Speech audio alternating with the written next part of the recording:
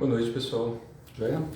Bom, tô passando aqui, deixar alguns recadinhos, responder algumas perguntas e, claro, né, dentro do possível, um bate-papo fluido. Eu ia atender uma pessoa agora, acabou não dando certo, desencontro aí de informações, então acabou sobrando um espacinho livre. Aproveitei aqui para responder algumas perguntas. Então, quem tiver alguma pergunta, pode deixar aqui embaixo, eu vou tentando ler e explicar. É só um bate-papo mesmo entre amigos, praticantes e afins, né? Que eu falo. Quem gosta desses temas mais sobre espiritualidade, sobre práticas internas no contexto geral, alquimia interna, enfim, magia, esse trem todo, é o papo que a gente tenta conversar aqui. E claro, né? De compra saúde também. Oi, Marilis. E aí, pessoal, bom? Bom, quem tiver pergunta, deixa. Eu vou contextualizar algumas coisas aqui. Faz tempo que eu não consigo gravar live mais fluida assim, né? Normalmente eu acabo só respondendo perguntas e saio, por questão de tempo. Então eu vou aproveitar aqui que sobrou esse tempinho livre, antes do próximo compromisso. Vou tentar responder algumas coisas, lembrando, como sempre, eu não sou dono da verdade, não sou mestre, não sou guru de ninguém. Aqui é só um bate-papo mesmo. Eu sou, sim, né, professor, instrutor de algumas linhagens, de prática interna que eu falo. E quando eu falo prática interna, às vezes vem perguntas, o que é prática interna? Por que você coloca o nome de prática interna espiritual? É uma coisa muito fantasiosa, isso daí não dá para entender direito o que é. Eu entendo, mas é justamente para a gente sair um pouquinho de colocar nomes, títulos e rótulos que são fantasiosos, né? Então eu posso falar o que eu já pratiquei, posso falar o que eu ensino, mas criar nomes, prática interna espiritual, como eu não sou vinculado a uma religião específica, já pratiquei, fui iniciado em várias linhagens, principalmente orientais, claro, né, ao longo dos anos. Desde 2009 eu comecei a dar aula, ensinar algumas coisas, principalmente com para a saúde, e depois fui me especializando em algumas coisas, até poder passar o que eu transmito hoje. Então, eu chamo de prática interna espiritual para ficar um pouco mais simples o entendimento das pessoas em relação ao cultivo interno. Então, se você falar que Tai Chi Chuan é uma prática interna, as linhagens de Qigong. O que é Qigong ou Qigong? Qigong é movimentar a energia com tempo e esforço. A gente aplica o Qi, né, Qigong, a gente aplica várias fórmulas para poder trabalhar o corpo, para desenvolver energia. Você vai ter Qigong marcial, Qigong alquímico, Qigong para saúde, que é Qigong médico. Você vai ter N variações e sei lá quantas centenas de milhares de técnicas. Isso se perde na contagem de tempo e espaço, porque isso depende das famílias, né? Quando foi criada, lá atrás, as linhagens, as tradições, elas eram muito voltadas para famílias, como ainda é até hoje em muitas regiões, aí, principalmente da parte oriental, né? Então, quando você passa a estudar algumas traduções, você pode fazer parte daquela família, daquela tradição, daquela sanga, depende do nome. São praticantes afins. São pessoas que desenvolveram um método e ao longo dos séculos, milênios, dependendo de como é, foram entregando essas formas para as pessoas para ajudar a aliviar a dor, o sofrimento e, claro, né, assim como Siddhartha Gautama, Krishna, Lao Tse, Confúcio, enfim, centenas de milhares de mestres e mestras ao longo do tempo foram deixando as formas, foram deixando os métodos. Então, por isso que a gente chama normalmente de prática interna espiritual, porque é uma prática interna para ajudar a trabalhar a parte espiritual, mas que exige uma certa disciplina e que siga uma tradição, uma fórmula. E aí existem centenas de traduções, né? Eu perdi as contas de quantas traduções eu conheço, mas que eu me especializei foram em 3 específicas, e nessas 3 eu carrego até hoje, né? Uma delas, que não é ensinável, né? Algumas delas são fechadas dentro de alguns locais e não podem ser ensinadas para outras pessoas. Isso daí são traduções que são muito familiares. Por exemplo, serve para você descobrir uma família que sabe uma determinada técnica. E aí você começa a frequentar a casa dessa família, começa a conversar com a família, eles te abraçam, vamos dizer assim, né? Vai lá e te transmite uma técnica que só pode ficar dentro daquela família. Isso são traduções bem fechadinhas. São traduções normalmente mais sendo redundante, bem tradicionalista. Então eles não deixam sair da família. Antigamente tinha morte por causa disso, né? Não sei se ainda está assim hoje em dia lá na China, em alguns locais, mas tinha algumas famílias, né, de traduções que elas competiam entre elas para dominação, principalmente nas épocas lá atrás, né? Tudo se competia na base da porrada, na alquimia e na magia, né? Então o pessoal ali é para o tudo ou nada. E muitas famílias competiam entre elas por dominação, por poder, enfim, quando elas iam crescendo em alguma situação. E outras famílias não. Elas mantinham um cultivo interno que, vamos dizer assim, seria um caminho mais de pacificação. Então eram tribos, né, eram sangas que agregavam ao meio em que estavam. Então onde essas tribos estavam, mesmo as nômades, as que passavam determinadas épocas, né, em cada local, Independente da tribo ser fixa ou nômade, elas passavam distribuindo as formas, os conhecimentos ao longo do tempo. Então tem N maneiras disso. O que a gente pratica normalmente? São técnicas, assim como na yoga, né? A gente tem as asanas, tem os pranayamas, tem as posturas de meditação, enfim, tem uma série de técnicas, tem as prostrações, tem os kirtan, né, são as canções, aí vocês vão pegando aí de acordo com o que gosta. Nas linhagens orientais é a mesma coisa, só muda os nomes, em vez de chamar asana, chama forma, em vez de chamar pranayama, que é respiração, chama respiração. Então eu tento trazer isso mais para o português, porque pelo menos eu estou aqui no Brasil, né? Então não adianta ficar dando nome lindo para as coisas, não adianta. Isso daí cria um monte de ilusão na cabeça. E aí os esquizotéricos chegam até a incorporar coisas que eles não sabem nem o que eles estão falando. E isso acaba sendo muito prejudicial para as pessoas, né? Então tem que tomar um pouco de cuidado com isso. Então o que a gente transmite são técnicas internas, é a mesma coisa que vocês podem ver em qualquer outra tradição, então não tem misticismo. Quem gosta de yoga, pratica, por exemplo, Kriya Yoga, Hatha Yoga, Kundalini Yoga. Quem gosta de alquimia interna taoísta, budista, shintoísta, não importa. Você vai fazer um Tai Chi Chuan, você vai aprender Qigong dentro, você vai aprender um Shaolin Norte, vai ter um pouco de Qigong marcial dentro, ou pelo menos para a saúde. Então isso deve ser agregado. Eu me formei em várias traduções, claro, né? Mas isso daí eu acho que é bem relevante. A gente sabe se algo é bom ou ruim de acordo com a nossa prática, de acordo com o nosso cultivo. Então você falar assim, eu fui iniciado em trocentas mil linhagens. Que diferença faz para a pessoa que foi praticar? Não deveria fazer nenhuma, né? Eu colocar um rótulo em mim ou em alguma coisa para falar que aquilo é melhor do que alguma outra coisa, já deixa de ser bom, já deixa de ser interessante. Então a gente tem que fazer o quê? Cultivar, e a partir do nosso cultivo as realizações vêm. Então o que a gente aprende nessas traduções tem duas formas de serem trabalhadas. Uma é a forma religiosa, que é a forma normalmente que o pessoal vai ver de prostrações, de mantras, de leituras. Então normalmente são templos mais religiosos, tão válido como qualquer outra coisa.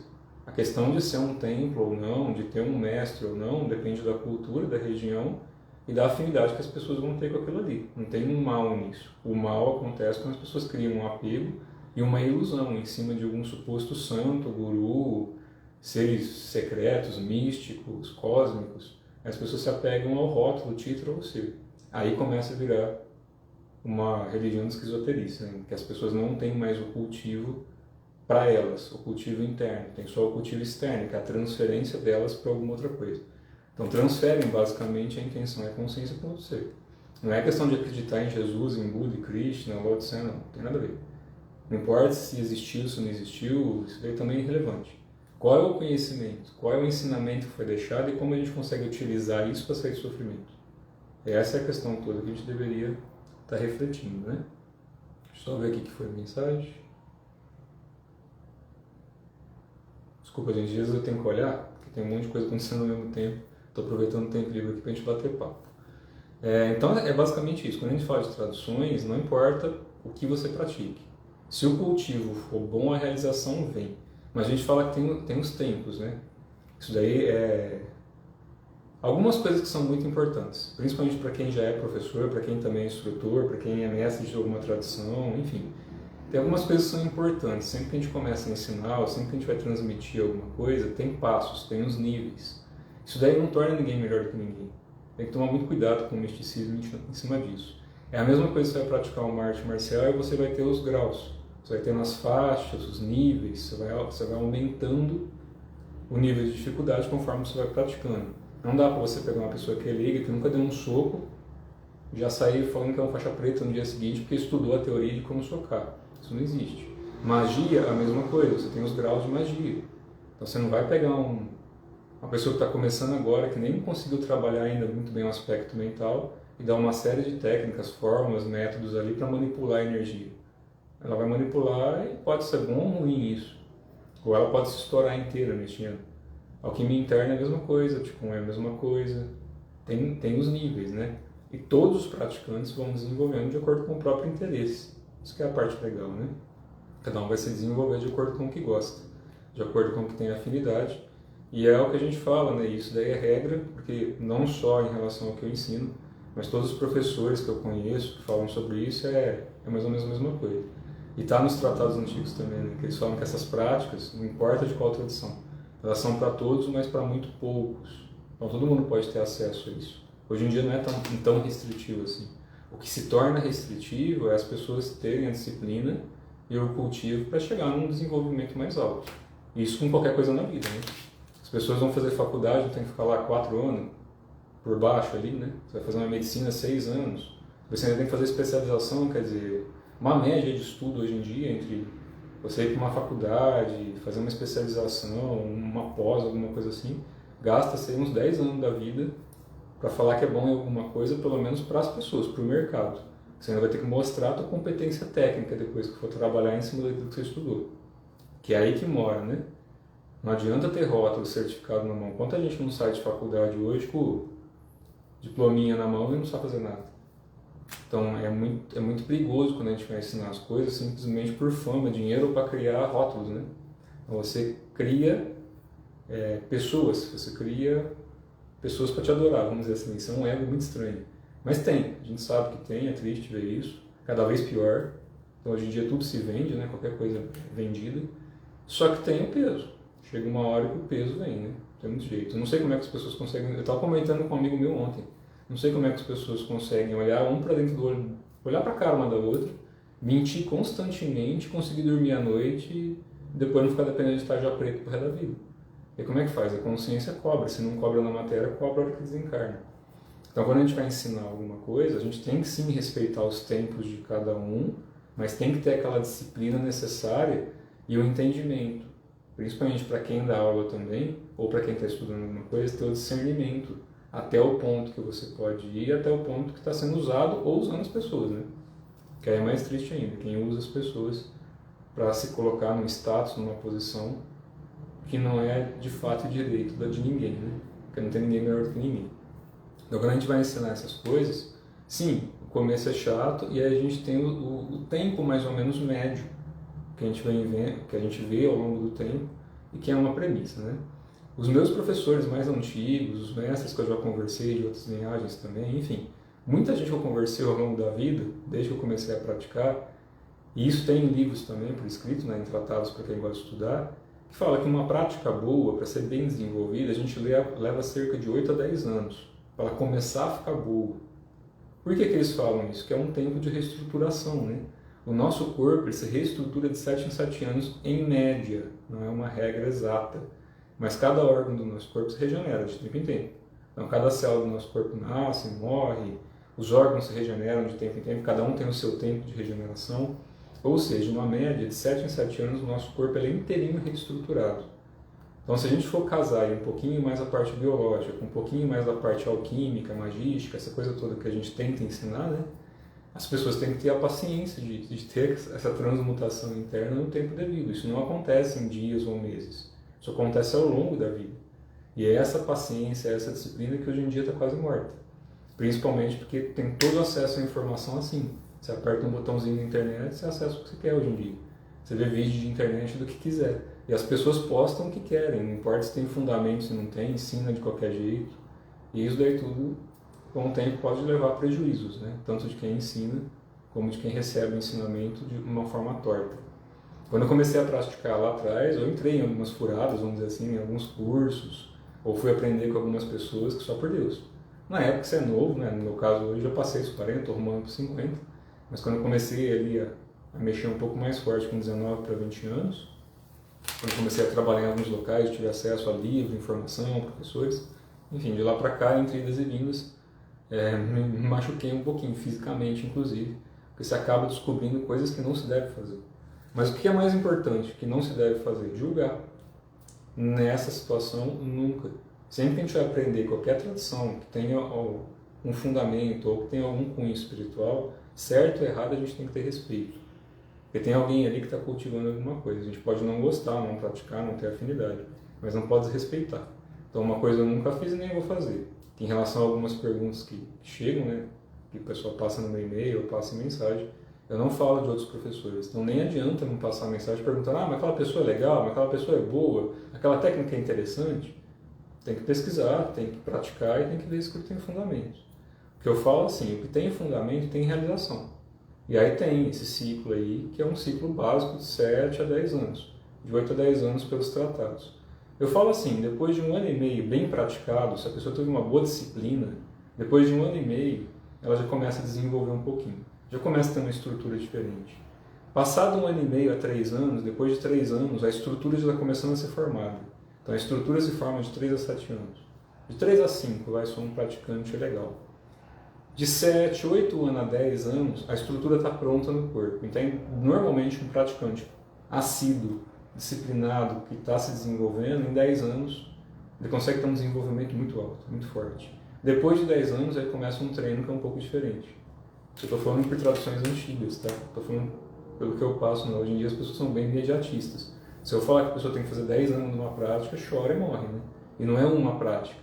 Por isso que tem coisas que não tem como dar um curso pronto. Eu posso pegar uma série de técnicas de Din-Din, Sansotin, enfim, posso pegar uma série de práticas de tipo 1, montar um curso e vender. Isso é fácil. Eu tenho a quantidade de livros e cadernos que eu tenho por escrito, fora as práticas que estão em mim, né, realizadas em mim. Se você montar curso de pacotinhos só para ficar vendendo curso é fácil. Mas a pessoa vai ver, vai fazer e se machucar depois. Não sei. Então o que a gente faz? Tenta ensinar do jeito que eu gosto, do jeito que eu entendo que seria o mais eficiente e do jeito que eu gostaria que alguém fizesse comigo também nas épocas que eu precisei, como fizeram algumas pessoas, foram tendo a paciência aí para me desenvolver até eu começar a transmitir. E isso leva tempo, sim. Só o desenvolvimento, quando eu fui fazer de umas traduções, levava, por base, assim, levava 5, 6 anos para começar a aprender algumas coisinhas. Então já faz aí uns 22, 23 anos que eu pratico, fora o tempo que eu não conto, né? Que é a época que a gente está ali meio solto e ainda não consegue entender direito. E isso vem assim.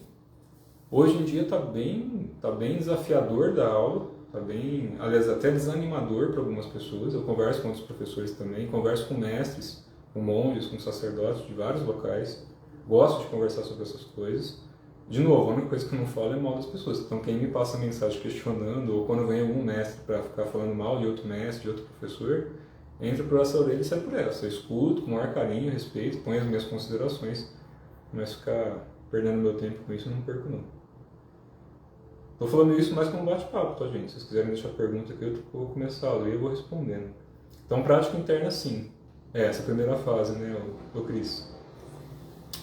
Mas vai. Na primeira fase eu falo que é a mais bonita se a gente tiver paciência. Quando a gente começa a treinar essas coisas, no começo a gente vai ter que ver os 7 infernos, que não tem mistério, né? Já deixei bastante material sobre isso aqui no canal. Então a gente vai ter que começar a ver um pouquinho desses infernos. E isso mexe, dá uma chacoalhada legal pra gente, né? A gente tem que mudar muito internamente. E dificilmente quem conheceu a gente no passado acha que isso daí é algo que não seja fantasioso ou utópico.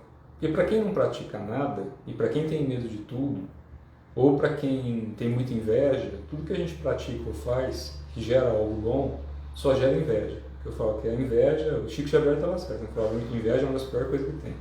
E invejar uma coisa que não precisa ser invejada, porque é oferecido para todos, é pior ainda. Quer dizer que a pessoa que inveja, ela simplesmente tem medo, só não descobriu isso ainda. Não tem medo porque sabe que não vai ter a disciplina, não consegue realização, aí cria todo um mundo místico, porque a pessoa simplesmente tem medo. Aí cria inveja em cima de quem faz. Então, Cris, não se preocupe. Tudo acontece no tempo exato. Só que é a mesma coisa das coisas que, sei lá, N pessoas desenvolvem da parte magística. Você não vai chegar num nível alto de magia de um dia para a noite. E prática interna tem disciplina sim. Então esse período de 7 anos mais ou menos ali, é um marco na vida de muita gente. E o 7 é marco de muita coisa. Fisicamente, reestruturação. Então 7 anos bem feito alguma coisa tem uma alteração gigante no corpo. O difícil é permanecer cultivando algo durante 7 anos hoje em dia, né? A maior parte espana rápido, eu não dá conta. Quando começa a ver o fio do rabo do capeta, lembra que não existe capeta, né? Mas vamos pensar assim, brincando. Quando pensa no fio do rabo do capeta, arrepia e sai correndo. Aí fica meio difícil. Então hoje em dia, sim, tem muita gente desanimando de dar aula, querendo parar de ensinar. Passei até um textinho esse dia sobre isso, porque é chato. E eu sei porque esse ano também, ano passado, a quantidade de pessoas que pararam de treinar e praticar é absurdo. É absurdo. As pessoas ainda perguntam, o que será que está acontecendo no mundo? É simples o que está acontecendo no mundo. Fuga e misticismo para todo canto. Ou as pessoas estão fugindo, ou estão de bolinha de ping-pong, ou estão esperando alguém aparecer em cima de um pedestal iluminado ali para poder salvar. E ninguém está cultivando. E os que começam a cultivar, tem gente que, lógico, né? A gente sabe, começa a praticar e vai parar logo. Porque ainda está na necessidade de ficar buscando cada hora uma coisa diferente até achar o que vai ter afinidade. Em algum momento acha. Por isso que eu falo, não puxa sardinha para mim não, estou falando no contexto geral. E tem algumas pessoas que vão preferir mesmo, vamos dizer assim, manter do jeito que está e está tudo bem. Não tem mal nisso, não tem nada certo ou errado. A questão é, quem quer praticar alguma coisa dessa, vai ter que ver algumas coisas, vai ter que perceber algumas coisas. Não tem muito o que fazer. Até começar a abrir os canais, abrir espaço no corpo, lidar com o mundo do jeito que ele é complicado. E quanto mais medo é colocado em cima disso, pior, porque mais densa a pessoa vai ficando. Então a gente tem que ir limpando, né? Os primeiros anos são anos de acumular energia, para que você tenha energia, né? Para poder fazer alguma coisa, porque no começo tem que limpar as caquinhas, e para isso precisa de energia. Então o cultivo depende de uma disciplina, quem não tem disciplina dificilmente permanece muito tempo. Eu falo que é o crivo de 1 ano e meio a 3, né? Pouca gente passa de 3 anos, muito pouca gente. E olha que eu dou aula faz um bom tempo dessas coisas, aberto na internet não tanto tempo, uns 3 anos e pouco, mais ou menos, mas que eu já ensino presencialmente há muito tempo e que eu sou praticante há mais tempo ainda. Então, essas coisas são assim mesmo, né?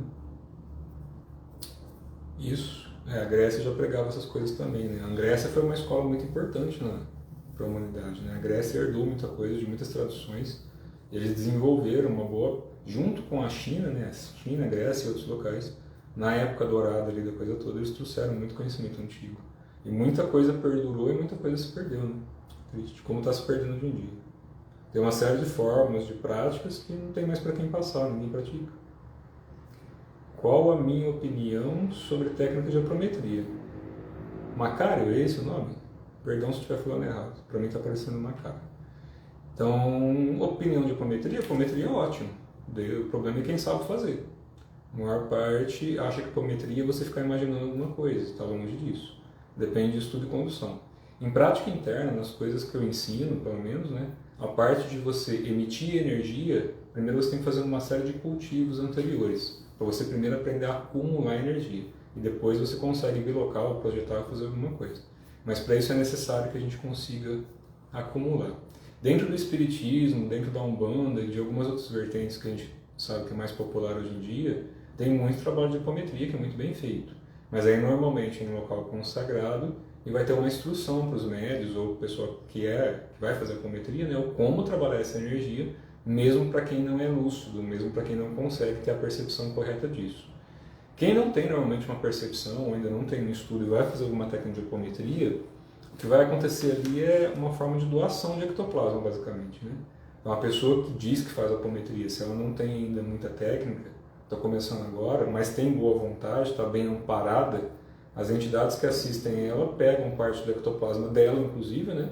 Então é bom armazenar energia de algum jeito e vai ajudar a pessoa que ela está se comprometendo a ajudar. Porque se eu falar, vou fazer uma apometria em alguém, existe um cruzamento de energias entre a pessoa que está atendendo, as entidades que estão envolvidas no processo, inclusive da pessoa que vai ser atendida, mais a pessoa que está sendo atendida. Então é um trabalho que é feito em várias mãos. Por isso que eu falo, apometria não é coisa para brincar. Ficar imaginando que está atendendo alguém à distância pode ser uma via de mão dupla assassina. Porque dependendo de onde você vai pôr a mão, vamos imaginar que a pessoa que você vai atender, você não sabe o que está por trás ou a pessoa mentiu na tua cara. Eu já neguei atendimento a uma série de pessoas com as coisas que eu mexo. Neguei porque a pessoa mentiu na minha cara em relação àquilo que estava mexendo com coisas que não devia. Então tudo tem um certo limite, né? Depende do que vai fazer. Quem vende apometria é complicado. Porque daí você tem que atender a pessoa de qualquer forma.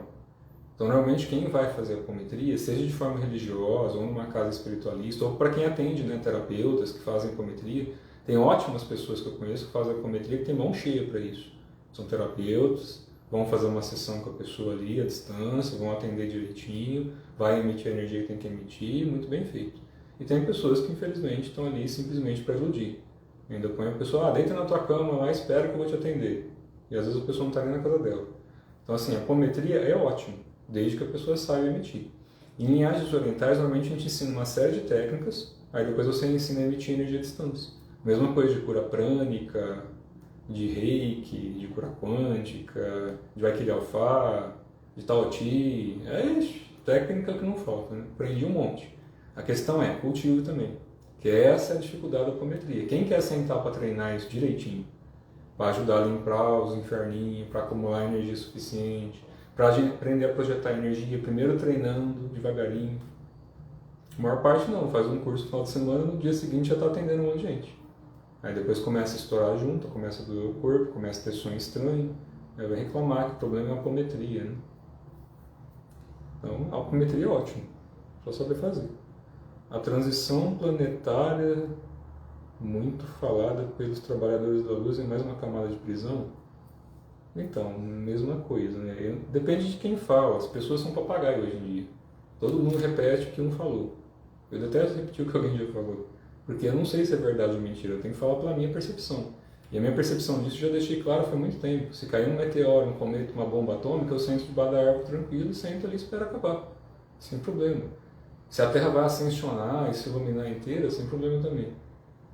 Eu, enquanto Terra encarnado aqui, eu tenho meus limites físicos, corporais de interferência nessa bagunça toda. Espiritualmente é outro pau, já é outro problema, né? Então a gente tem várias camadas para trabalhar com transição planetária. Mas sem os pés no chão é só ilusão. Não serve para nada. As pessoas continuam, entra ano, sai ano, continuam sofrendo, fugindo das coisas. Eu tinha avisado alguns anos atrás algumas coisas, não que ia acontecer, não estou falando que eu estou prevendo o futuro de nada não. Mas dá para ter um nível de assertividade bom simplesmente não fugindo das coisas. Eu falo, a alienação é um problema muito grande hoje em dia. As pessoas estão alienadas por que deveriam ter um pouquinho mais de bom senso e sanidade de entender e se tornam completamente compenetradas em coisas que não têm utilidade nenhuma. As pessoas conseguem decorar essas bostas desse reality show, os personagens tudo bonitinho, as horas que tem que estar lá assistindo não sei o que, passa 2, 3 horas às vezes na internet com um monte de lixo, um monte de porcaria, que é completamente inútil, e aí vem falar de transição planetária depois. Não dá. Aí você pega os esquizotéricos que são um pouquinho mais inteligentes, que gostam de ganhar coisa em cima dos outros, lê meia dúzia de jornal por dia, se inteira de todas as informações, estuda estatística, não sei o que, aí faz aqueles vídeos lindos falando de transição planetária, do que vai acontecer ou não com base na estatística dos outros. Isso é fácil de fazer. Então assim, essa questão de prisão, de trabalhador de luz, o que é trabalhador de luz? Trabalha trocando luz de poste, entendeu? Trabalhador de luz é uma pessoa que está fazendo as coisas de uma forma útil e benéfica para ela e para os outros. Para mim, isso que é trabalhador de luz, o resto é enfeite. Pendura de ponta cabeça num poste e deixa lá ir brilhando. Pelo menos a cabeça vai servir para alguma coisa, né? Já que não está ajudando nem a si próprio. Então, muita gente fala de transição planetária, mas eu escuto isso desde criança. A transição está acontecendo como sempre aconteceu. Eu deixei um monte de vídeos sobre isso. Aconteceu na época de Lemúria, antes de Lemúria, que não vou nem entrar no mérito aqui, senão depois cria mais esquizoterice. Mas teve épocas bem anteriores à Lemúria aqui na Terra, desde quando fundiu, né? Do primeiro acoplamento do plano astral ali, na contraparte física. Teve 4 eras de Atlântida, afundou tudo também, o Egito foi pro saco, enfim. Se a gente pegar a Grécia também, em relação à cultura, se pegar a Roma também, os impérios, todos os impérios caíram, certo? Os que perduram até hoje foram corrompidos, e se não foram corrompidos, os que sobraram ali é muito pouco, que tem o fundamento estruturado. A Terra passa pelos ciclos dela, assim como o nosso corpo. Eu não falei no comecinho da live que o nosso corpo leva mais ou menos 7 anos para se regenerar inteiro. Só que se durante 7 anos a gente permanece com hábitos que não são muito saudáveis, muito bons, o corpo não consegue se regenerar durante 7 anos. Porque ele está o tempo todo sendo envenenado. Então a gente tem que ter um espaço. A Terra tem os espaços dela, só que leva alguns milênios, né? Entre a Terra arrotar e peidar, vai uns 4.800 anos. 11.900 anos quebradinho, se a gente for pensar num ciclo maior. 540 mil anos se a gente for pensar num ciclo médio.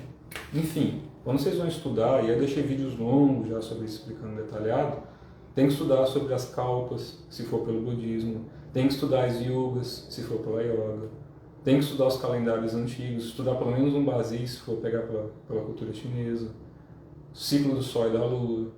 Essas coisas tem que estudar a fundo, né? A transição planetária sempre aconteceu. A única diferença dessa que a gente está passando agora, que vai tempo ainda, então para os esquizotéricos, eu estou falando isso há anos e anos e anos e anos. Os esquizotéricos, toda hora da data das coisas, e nunca acontece, eu falo, se você chuta 100 coisas, estatisticamente você vai acertar uma ou duas, ao longo dos anos. Isso é só chute. A transição sempre aconteceu, vai continuar acontecendo todo santo dia, porque todo dia tem gente morrendo e nascendo. Os ciclos da Terra que ela passa, é bem simples de entender. A gente tem a Terra que roda em volta do Sol. O nosso Sol roda em volta de M45, constelação de Pleiades. Esse Sol gira em torno do outro. Então é um giro elíptico constante e espiralado, entre aspas. Né? É um giro elíptico espiralado. Vai e volta, vai e volta. Então quanto mais perto a Terra chega do Sol central daqui, o nosso Sol em relação àquele Sol, e assim vai acontecendo certos alinhamentos, é o que eles chamam de idade da luz. Então toda vez que a Terra se aproxima mais do centro elíptico do Sol central, mais irradiação, mais energia magnética, mais um monte de substâncias químicas e não só físicas começam a irradiar sobre a Terra. Automaticamente, todos os seres vivos que estão encarnados naquele padrão de onda em que isso vai incidir aqui, são bombardeados por cargas. Isso tem uma alteração na estrutura de DNA até saltar. Então muita gente acabou desencarnando ou acaba ficando louca. Que é o que está acontecendo nessa época agora, né? De uns 2 anos para cá, independente do que aconteceu na bagunça toda aí, né? Nesses últimos anos, do ano passado para cá, tem muita gente começando a surtar nessa parte espiritual. Por quê? Quanto mais energia vai sendo colocada, quanto mais energia vai sendo irradiada, mais as pessoas que ainda não aguentam o tranco estão começando a espanar. De algum jeito estão espanando. Pouca gente está conseguindo entrar agora nessa era e conseguir manter uma estabilidade, uma tranquilidade mental, um cultivo legal. A maior parte está ficando tudo meio doido, inclusive espiritualmente, porque começa a fantasiar e criar coisas cada vez mais. Quem sobe no pedestral e coloca o padrão de vida muito alto, para descer depois normalmente não consegue. Se cair, tomba muito alto. Por isso que a gente fala, tudo é equilíbrio, sanidade, né? Sanidade leva a ser santo. Para ser santo, você tem que ter sanidade física, mental e espiritual. Isso é santo. Isso é são.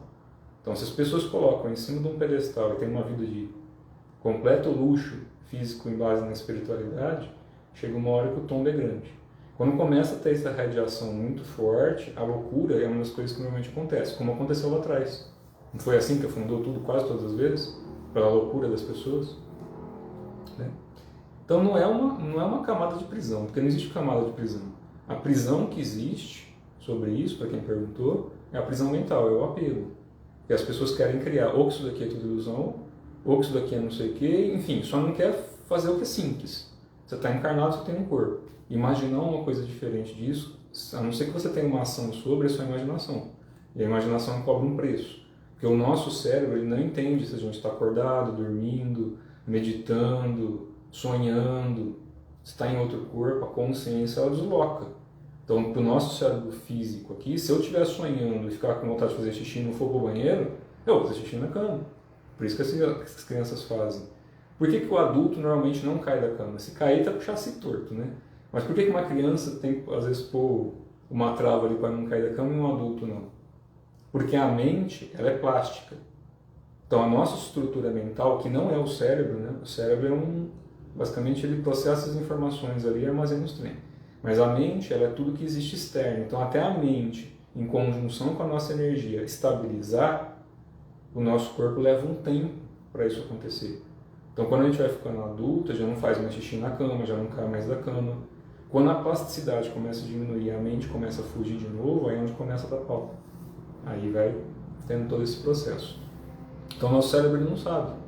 Ele não está muito preocupado. A partir do momento que eu começo a criar uma ilusão na minha cabeça, e essa ilusão, eu começo a colocar ela para funcionar, eu começo a falar para todo mundo que isso existe, começo a falar que tem que ser assim, eu começo a acreditar tanto nisso, meu cérebro não vai saber, chega um ponto de bipolaridade, de multipolaridade. Né? Então as pessoas começam a fugir da realidade e criam um mundo para elas mesmas. Essa é uma camada de prisão. É o que as pessoas criam como certo e errado, em relação ao próprio condicionamento que geraram para si mesmo. Então se eu falar que, sei lá, para o mundo ficar bom tem que ter guerra, como é que faz com quem está com um filho pequeno agora sorrindo? Como é que eu posso desejar cair um meteoro na cabeça do mundo aqui, porque eu estou em sofrimento e de repente tem mais 4, 5 pessoas sorrindo? Tá, a média da humanidade a coisa não está boa? Não está boa. Mas tem uma parte que está. E aí por que a gente quer que todo mundo sofra só porque a gente está sofrendo? E isso é a fuga, isso é o medo, isso é a irradiação que vem e as pessoas criam essa camada de prisão para elas mesmas. Como é que as pessoas vão parar no umbral, purgatório? Já falei e repito sempre, o universo é perfeito, ele só dá o que as pessoas querem. A informação que manda vem. Não precisa de livro de segredo para isso, não. Isso é algo básico de cultura oriental. Quando a gente está gerando informação e a gente está gerando vontade constantemente no nosso cérebro, na contraparte astral é gerado ectoplasma. E o universo vai sendo moldado de cima para baixo, não de baixo para cima. De baixo para cima sobe a informação necessária. Aqui a gente gera energia, mas isso influencia no astral e no físico ao mesmo tempo. E dali para cima do mental não adianta falar, porque o mental não tem forma mais, né? Então, qualquer corpo astral. Se eu começo a gerar uma informação de que essa parede aqui é azul e ela não é azul, eu começar a convencer todo mundo que ela é azul, em algum momento ela vai ficar azul. Nem que alguém pintar ela, mas vai.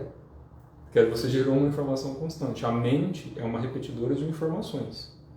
Então ela repete informações a nível individual, eu, e a nível coletivo, a soma de todo mundo.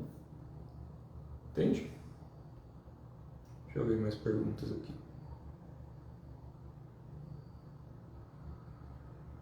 Não, isso é besteira.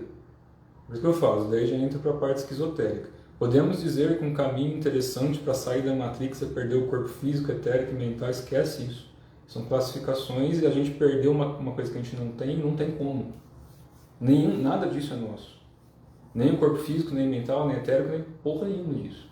Nenhum corpo é nosso. A partir do momento que eu falo que eu sou alguma coisa, eu deixo de ser quem eu sou. Porque esse eu sou não existe. A gente é um estado de consciência. Em qualquer raça, ser, dimensão, tudo isso é sagrado. Aí que tá. A Matrix do filminho lá não existe. Eu já falei, para quem fica falando isso toda hora, então me fala, quando tá lá no filme Matrix, quando o Keanu Reeves lá ele morre dentro da Matrix, ou qualquer outro personagem morre dentro da Matrix, eles vão para onde? Entendeu? A gente tem que tomar cuidado com isso. A Matrix, do jeito que eu explico e do jeito que eu entendo, e é o jeito que eu sustento, quem quiser me provar diferente me mostra. Me mostra, não fala, tá? Daí a gente sai do corpo, vamos dar umas voltinhas e a gente vai ver o que é Matrix e o que não é Matrix. Isso daqui, quando a gente pega para entender por cultura oriental, a gente vai estudar os clássicos, os textos antigos, eles falam que isso é ilusão, Maya. Maya, ilusão, certo? O que cria a ilusão? O nosso apego. Por que o nosso apego cria a ilusão? Porque a partir do momento que a gente encarna num corpo físico, o corpo astral continua existindo. Então, de acordo com os clássicos, tudo se desdobra do sutil para o denso, não do denso para o sutil. As coisas são desdobradas. Não tem como existir uma energia material sem antes existir uma energia etérica. É a mesma coisa que a somatória de todos os átomos, enfim. Não vou entrar na parte física, porque eu não sou físico. Então, a gente tudo desdobra do sutil para o denso. Só que desdobrou do sutil para o denso, não deixou de ser o sutil. Então, qualquer outro corpo que eu esteja interagindo, a partir do momento da fonte, de Deus, do tal, de qualquer coisa, de Zambi, enfim, Brahman, a partir do momento que eu sou isso, se eu falo que eu sou isso, eu deixei de ser todo o resto. E não tem como. Então essa matrix que o pessoal fala, que a gente chama de ilusão, essa ilusão vem do apego. Então a partir do momento que eu, Terry, começar a me apegar a alguma coisa na matéria, então eu encarnei aqui nesse corpinho esquisito. Encarnei aqui nesse corpo, eu vou ter meus desejos, minhas vontades, meus pensamentos como humano. Só que se eu estou cultivando alguma coisa que me mostra que o meu apego vai manter isso daqui existindo de uma forma densa, grosseira, e eu me apegar, ferrou, porque a minha energia vai manter a sustentação disso além do que é necessário. Aí isso é complicado, porque eu estou usando uma coisa que não é minha, é só emprestada. A gente é parte disso, não é diferente. Então quando a gente está aqui, se isso daqui é uma ilusão, ela é uma ilusão porque todo mundo sustenta, sem exceção. Todas as pessoas encarnadas e desencarnadas sustentam alguma coisa. Uma vontade, um desejo, uma necessidade. De novo, repetindo, o universo é perfeito, ele só dá o que a gente quer. Então, quando eles falam de purgatório, que são os umbrais, infernos, aquela coisa toda, por que a pessoa vai parar ali? Porque ela é ruim ou é boa ou alguma outra coisa? Não, porque ela ainda tem necessidades. Então, se ela está encarnada aqui na matéria, ela gerou um apego, ela está criando energia. Então, ela está mantendo a matéria do jeito que ela quer que seja. Então vamos imaginar que a pessoa seja viciada em alguma coisa. Álcool, droga, chocolate, viciado em carro, viciado em bolsa, sei lá, viciado em alguma coisa. A partir do momento que existe o vício, a dependência daquilo ali, criou-se um apego. O apego vai começar, o seu apego, a necessidade de querer ter aquilo ali, até uma pessoa mesmo, você vai começar a gerar energia, ectoplasma. Então a tua parte interna vai começar a gerar, a coagular e buscar em qualquer parte do universo alguma coisa que te ajude a realizar aquele desejo. O que o universo sabe? Que é bom ou que é ruim? Não. O universo simplesmente responde. Porque a energia está aqui para ser usada. De graça, né? Todo mundo pode conduzir isso. É só saber se vai fazer alguma coisa útil ou inútil, mas todo mundo pode.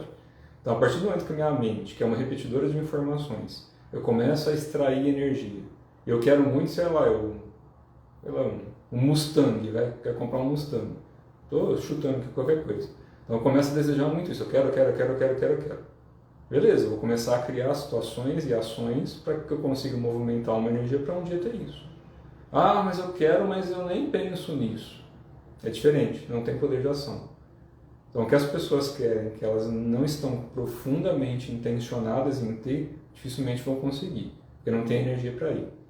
Se a pessoa tem energia e vontade, ela consegue criar uma manifestação até ter. Só que quando ela vai ter isso? E aí que está o X. Uma coisa é eu ter vontade de andar, de repente, num Mustang. Legal. Uma coisa é eu imaginar que, sei lá, no futuro eu consiga ganhar algum dinheiro e um dia comprar um Mustang. Eu tô brincando, tá? Não tô falando que eu quero isso, não. Só chutando qualquer coisa que é difícil de ter. Pelo menos na situação aqui. Então, você quer comprar aquele puta carrão e não sei o quê. Ou uma casa, ou sei lá, qualquer coisa. Eu vou começar a movimentar a energia. Minha mente vai começar a repetir aquela informação constantemente. Ectoplasma vai ser gerado. Em algum momento, se não for nessa vida, em algum momento, alguma realização vai ter que acontecer, porque a informação está ali. O que acontece? Quando a pessoa desencarna, dependendo do tipo de desejo que tem, ela vai tentar realizar isso assim como o nosso cérebro faz sonhando. Por isso que eu falo, o nosso cérebro não entende. Se a gente está sonhando, dormindo, no astral, no físico, é tudo igual. Para a energia é tudo igual. Por isso que eu falo, não tem nada que é ilusão no sentido que a gente tem que fugir disso. É o contrário, a gente tem que se tornar consciente, lúcido do que está fazendo. Completamente lúcido, pé no chão. Cabeça no céu, mas o pé no chão. Então você começa o quê? A partir do momento que eu sei disso, e eu não quero mais só saber, eu quero ter uma ação, eu tenho que cultivar alguma coisa que ajude a sair desse estado de sofrimento. Que é o apego. Que são os 7 infernos. O apego é um dos infernos, né? A partir do momento que eu consigo dissolver, eu posso ter qualquer coisa, desde que eu não me apegue a isso. Se hoje eu tenho uma tigela de arroz, amanhã eu puder pôr um alface, legal. Se eu não tiver um alface, vai só arroz. Se hoje eu posso andar com um carro 1.0, amanhã eu posso andar com um Jeep 4x4, é só uma situação. A gente querer as coisas, desejar é saudável, o que a gente não pode é ter o apego, porque o universo vai dar. Então tem muita gente que vai dormir e no sonho, tem N motivos para sonhar, tá? Mas um sonho muito comum é o sonho em que a mente tenta produzir no corpo de sonho o desejo da pessoa. Que é uma forma de evitar um pouco de sofrimento, que a pessoa consiga sentir aquilo que ela tanto está querendo aqui, sem precisar desencarnar e depois ter que passar por isso de uma outra forma. Que é aí onde entra o perigo, entre aspas. Não é um perigo, porque não tem nenhum mal nisso também não. Tem muita gente que às vezes desencarna, vamos imaginar que é viciado em sexo. Viciado, não estou falando que gosta de sexo e faz isso de uma forma saudável. Estou falando da pessoa que já passou do limite. Então ela desencarna e vai parar no que o pessoal chama de umbral da parte sexual. E ali pega pra capar. Porque não é igual aqui na Terra que você é um indivíduo com certas escolhas. Dependendo da camada dimensional em que se entra, é só simplesmente uma camada de desejo. Aqui na Terra a gente está que a gente chama de camada do meio. As pessoas têm opções, escolhas. Então, livre-arbítrio é uma escolha. Você pode escolher atravessar uma rua ou não, dormir com uma pessoa ou não, comer alguma coisa ou não. Você pode escolher isso. A partir do momento que se apegou ao desejo, a esse tipo de coisa, complica. Porque daí começa a manifestar, né? Mais ou menos isso. Mas eu deixei bastante vídeo sobre isso também. Deixa eu ver se tem mais alguma pergunta aqui. Sobre sexo casual e a troca de energia entre os parceiros, como fica? Depende dos parceiros, né? A energia sexual é sagrada. Deixa eu só ver que oração aqui, se eu tenho que sair daqui a pouco. Não, daqui a pouco eu saio. Quem quiser deixar pergunta vai deixando, eu vou lendo aqui, tá? Energia sexual ela é sagrada. Quando a gente vai ensinar essas coisas para quem pratica algumas coisas, lógico que você não vai ensinar a fazer sexo, daí as pessoas sabem por conta própria, ninguém precisa ensinar ninguém em determinada fase da vida. Mas a energia ela é sagrada. A energia sexual é a energia de geração. Para quem gosta de estudar isso, é a energia de Kuan, de Iemanjá, de qualquer coisa, pensando não em questão de mulher ou homem, mas na energia de criação, na energia de geração. Energia sexual é basicamente a energia de água que movimenta a vida, né? Então toda ela começa nos rins. Se os parceiros, independente de opção sexual, têm uma afinidade energética, é show de bola. Essa energia pode ser movimentada, pode ser trabalhada, pode ser desenvolvida. Se uma das pessoas não é praticante, não faz nada e o outro faz, cabe o respeito da pessoa que sabe um pouco mais em conduzir a energia junto com a pessoa. Então, se é um praticante bom, a pessoa que ele está fazendo sexo ainda vai ajudar ela espiritualmente, porque o sexo a gente consegue mover energia de N maneiras, né? Eu deixei muito vídeo sobre sexo também, está lá no YouTube, explicando um pouco mais a fundo. Desde que a pessoa não corrompa essa energia, né, que aí é o problema, se ela não for corrompida, é ótimo. Com parceiro, sem parceiro, dá pra gente ter N realizações, mas isso daí é um pouco complicado, né? Eu falo para começar a mexer com energia sexual, é igual nas tradições orientais mais antigas. Quando ia se mexer com linha de guarda, que é quem sustenta inclusive a energia de geração, né, a energia sexual, nos nossos chakras, está ligada a todas. Então a energia sexual não está ligada só ao primeiro chakra que o pessoal fala. Isso não é bem assim. Ela está ligada em todos os canais do corpo. Todos, inclusive o coronário. E acima disso também. Então todos os meridianos, todos os chakras do corpo eles estão ligados à energia sexual. Porque ela vai perfazer todos os pontos da coluna e dependendo do praticante ela vai abrir um pouco além disso. Que é na parte mais intensa. Então, fisicamente, a energia sexual ela pode ser usada de duas formas. Uma é instintiva, que é basicamente o instinto primitivo animal, a reprodução celular. Nossa célula quer se reproduzir constantemente e ela vai buscar sempre um parceiro. A diferença dos seres humanos para os animais é que os animais buscam um parceiro mais forte dentro ali do que eles estão ali, da matilha, do cardume, sei lá do que. Então, cada animal vai buscar o parceiro mais forte, que consiga sustentar mais a espécie, que tenha mais qualidades para subsistência, para que as células continuem se perpetuando e aquela raça consiga prosperar. E esse é o instinto mais animal. E os animais buscam sempre, né, por ali. Se você tem uma pombinha e nasce dois pombinhos, ela só consegue sustentar um, o outro ela joga no ninho e mata. Então a natureza ela não é boazinha nesse sentido, ela é justa e correta. Então as células vão tentar se reproduzir constantemente. Os seres que são sencientes, que já tem um certo entendimento, que não é só um corpo físico, aquela coisa toda, teoricamente ser humano, né, e outras raças tantas, consegue ir além disso, do instinto só primitivo. Então consegue conduzir essa energia através de uma série de métodos. Então não fica simplesmente com deitou na cama, fez um filho ou sentiu prazer e acabou. O ser humano consegue escolher ter prazer ou não, assim como várias raças de animais. Só que por ser senciente, a gente consegue utilizar essa energia de formas um pouco mais refinadas. Então, quando a gente vai praticar, a gente fala que a gente refina a energia sexual. O que é esse refinamento? É a mesma coisa que é ensinado em alquimia sexual taoísta, budista, yogi, tantrismo. Em vários locais são ensinados. O problema é que a maior parte das pessoas vai pensar em energia sexual simplesmente como coito, simplesmente como ato de fazer sexo com outra pessoa, independente de opção sexual. Então, é uma energia sagrada? É. Mas a gente tem que tomar um pouco de cuidado como usar, né? Tem que ter sanidade, que é o que está faltando. Toda vez que chega a energia sexual num nível de perversão muito grande, no coletivo geral da humanidade, tem catástrofe. Isso é fato. Porque é energia que pode gerar coisas físicas e espirituais. A energia sexual, se a gente souber movimentá-la no corpo físico, a gente consegue fazer ela trabalhar em outros níveis. Por isso que tanta entidade, incubo, sucubo, espírito faminto, não importa o nome, eles drenam muito essa energia dessas pessoas que ainda estão muito na parte instintiva, em que a energia está completamente densa. Eles aproveitam porque gera muito ectoplasma no orgasmo, né? O orgasmo gera muita energia. Tem muito líquido desprendendo fisicamente do homem e da mulher e muita energia vital sendo usada ali. Então, quando a pessoa corrompe isso, está mexendo com a energia de guarda. Com a energia que gera a vida, que traz a vida para a matéria, não só fisicamente. Porque essa energia ela é usada no astral também. Então, os guardiões que protegem físico, astral, não sei o que lá, a energia sexual é uma coisa complicada. Então, eu já expliquei um pouquinho mais a fundo, mas eu explico isso bem mais a fundo para o pessoal que é praticante, né? Porque daí eu explico mesmo a fundo. Aqui a gente pode falar até certo ponto para não dar merda. Já escuto um monte de abobrinha depois. Eu tento explicar as coisas, as pessoas às vezes querem entender do jeito que querem, né? É o que eu falo, tem muita gente no meio espiritual que tem medo de muita coisa. E esse medo que essas pessoas têm impede elas de praticarem ou cultivarem uma coisa em alto nível. E por elas terem esse medo, elas tentam convencer o mundo inteiro de qualquer outra coisa além do que elas acham que é certo, está errado. Então elas criam o próprio universo. E isso é uma prisão mental. Então, quando você cria uma ideia e você vende essa ideia para todo mundo que você está certo, ferrou. Porque a energia não é assim. Não é certo e errado. A gente tem caminhos. E a energia vai se mover. E se a pessoa precisar de experimentar um nível de densidade absurdo, ela vai experimentar. Se não for aqui, vai ser desencarnada. De novo, o universo é perfeito. Ele dá tudinho que as pessoas quiserem.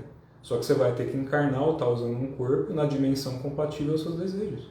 Aqui na Terra é uma camada do meio. As pessoas podem desejar coisas boas e ruins. É um mundo dual. Em camadas mais densas, a dualidade é mais pesada. Então ali você vira fantoche na mão de quem é mais forte, a lei do mais forte. Então ali você consegue realizar os desejos mais que estão contra a média, vamos dizer assim, contra a energia vital das pessoas. Assim como num aspecto mais sutil, num plano mais sutil, você não vai ter praticamente uma densidade. Então, se você quiser experimentar a densidade, você vai ter que descer para um plano que tem uma equivalência dos seus desejos. O que é aqui? Para ascensionar é necessário ter virtude? Então, virtude depende de como a pessoa entende, né? O que é virtude? Depende.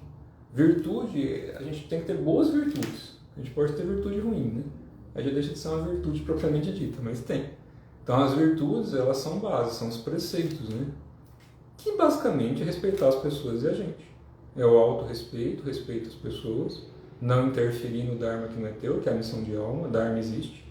É só a tradução que a gente coloca, né? Que o pessoal usa muito nome em sânscrito, em outras línguas, e não traduz isso depois.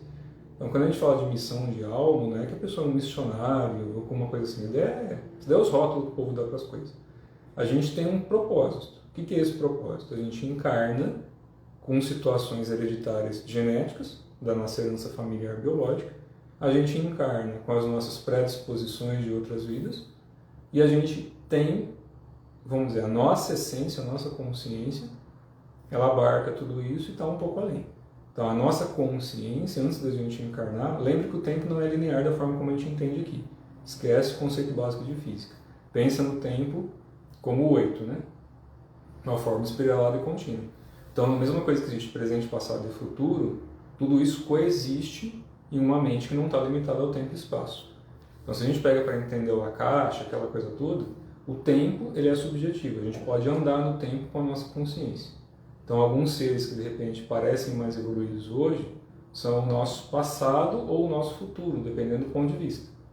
Isso daí já entra num paradoxo que é um pouco complexo, né? A gente tem que falar da parte mórfica do tempo e espaço, que eu não vou entrar nisso aqui. Até porque é desnecessário. Então, a questão da virtude, a gente tem que cultivar. O que a gente passa, assim, as pessoas têm que trabalhar os 7 infernos. Se elas trabalharem bem trabalhado isso, dentro do cultivo que estão fazendo, não importa o método, automaticamente ela vai desenvolver virtude. Desde que ela não esteja ferindo as pessoas ou a ela mesma, ela está desenvolvendo virtude. Não tem a ver com ser perfeito, porque ninguém é. Todo mundo vai errar aqui de algum jeito. A questão é não subir no pedestal. Se a pessoa ficar na ponta do pé há muito tempo, chega uma hora que cansa e cai, né? Então esse é o perigo. É ficar na ponta do pé o tempo todo. Aí acaba se machucando em algum momento, né? Então virtude todo mundo tem que ter. Que é basicamente o autorrespeito e o respeito ao próximo. Se não tiver isso, não dá para cultivar nada. Em nenhuma tradição. Estava explicando para os alunos essa semana. Normalmente que as pessoas querem fazer as coisas erradas, elas se esforçam 10, 20, 30 vezes mais do que quem quer fazer as coisas certas. Porque quem vai fazer errado sabe que a única ajuda que vai ter é de espírito desencarnado que ainda é um espírito faminto. Que ainda está atrelado a coisas de desejo, de apego, porque eles ainda precisam de sentir certas coisas. E de novo, não estou falando que é certo ou errado, eu não julgo. Não julgo, simples assim, só não critico.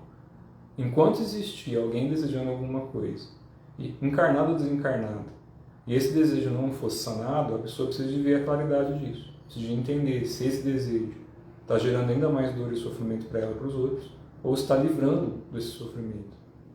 Porque esse apego é a ignorância, né? É o apego à ilusão. Deixa eu ver se tem mais pergunta aqui.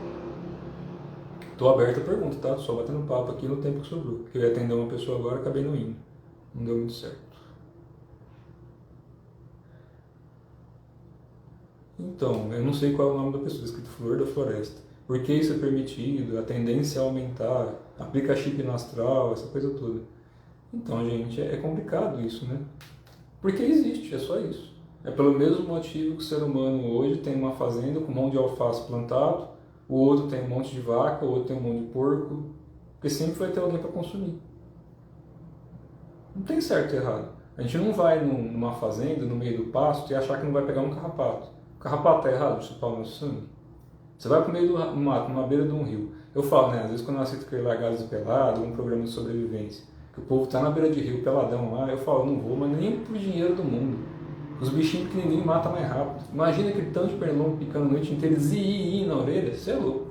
Não faço mais nem fudendo. Na minha idade é barraca com telinha de mosquiteiro, porque não dá. Os mosquitos estão errados de picar ou eles estão na natureza deles? Eu que entrei lá no meio do lugar que não era para estar indo, que não nasci índio nessa encarnação. Não adianta eu querer chegar na beira de um rio e não ser picado por pernilongo. Vai picar até a sola do meu pé. Errado estou eu que estou num ambiente que não é meu. Agora, se eu quiser mudar para aquele ambiente, acontecem duas coisas. Ou eu aprendo a conviver com aquele ambiente e a conduzir aquele meio para que tudo se torne mais harmônico, lembrando que em locais mais sutis normalmente não tem seres peçonhentos, né? Ou eu passo a conviver com esses seres peçonhentos. A questão do astral, de pôr chip no povo, essa nhaca toda de gente ficar parecendo uma árvore de Natal andando na rua, isso sempre aconteceu. E não tem mal, certo ou errado. Porque tem muita gente que às vezes tem essas monteiras de chip no corpo porque precisa, se tirar morre. Né? Tô falando do corpo astral, sim. Corpo astral. Então, certo e errado depende. Tem pessoas que estão encarnadas aqui que você acha que é santo, e se não tivesse, às vezes, alguma coisinha ali grudada nela, já tinha feito merda. Então, vocês falam muito de chip no astral, primeiro tem que ver se está vendo isso mesmo, se sabe, se tem consciência, ou se lê em algum lugar e não pratica nada. Porque daí é complicado, ficar papagaiando, né? Repetindo o que as pessoas falaram, mas sem ter um acesso correto, aí está criando uma ilusão para si mesmo. Aí vai dormir de noite, dá brecha. Aí, lógico, vai tomar uma chipada que não é boa, né? Porque se estiver vinculado aos desejos, aos apegos, aos inferninhos, aí, obviamente, o seu campo de energia vai estar favorável para isso. Então não é para ter medo. E isso é permitido porque a gente permite. Simplesmente isso. Quem é Deus? O que é Deus? Como dizia Lao Tse, tal pode ser dito não é o verdadeiro tal. Deus pode ser dito não é o verdadeiro Deus. Mas se a gente for pensar de uma forma bem pejorativa, ilusória, fantasiosa, qualquer outra coisa, a unidade de tudo e todas as coisas. Então não importa se está na matéria física, astral, mental, causal, qualquer outro algo da vida. Toda a energia, de qualquer dimensão, se a gente juntar tudo que existe, que a humanidade mal consegue compreender o que é existir, né? Cada dia que passa é um planeta novo, um pedacinho novo do universo. Agora que já descobriu 93 bilhões, né, de anos-luz de raio, mas não se sabe quanto é isso. Até as décadas passadas não chegava nem metade. Então, o que as pessoas entendem é muito pouco perto do que existe. E a gente achar que sabe tudo aqui não vai dar muito certo, porque vai desencarnar e descobrir que não sabe. A gente tem que recordar o que esqueceu. Sócrates falava isso lá atrás. A partir do momento que a gente vai se tornando mais lúcido, mais consciente das coisas, automaticamente a gente vai entendendo que a responsabilidade de tudo que acontece é nossa em muitos níveis distintos. Então, se eu quero que alguma ação que não é boa, que é improdutiva, que vai gerar um mal, ela não aconteça, eu tenho que ter uma ação na matéria e não na minha imaginação. Porque a mente vai ficar repetindo informação. Se você é um monge, se você é um meditante que medita e emana sentimentos de amor para a humanidade inteira, continue fazendo, maravilhoso. Isso tudo é usado. Porque do mesmo jeito que aqui na Terra tem guerra, no plano astral também tem. Só que no plano astral sutil não tem. No plano astral realmente sutil não tem. Então tem certas dimensões que não tem essa coisa que a gente tem aqui de ficar querendo alguma coisa. Por que tem guerra? Porque tem um que senta numa cadeira e manda o resto todo se matar. Por causa que alguém quer alguma coisa. Alguém quer alguma coisa, então é um apego.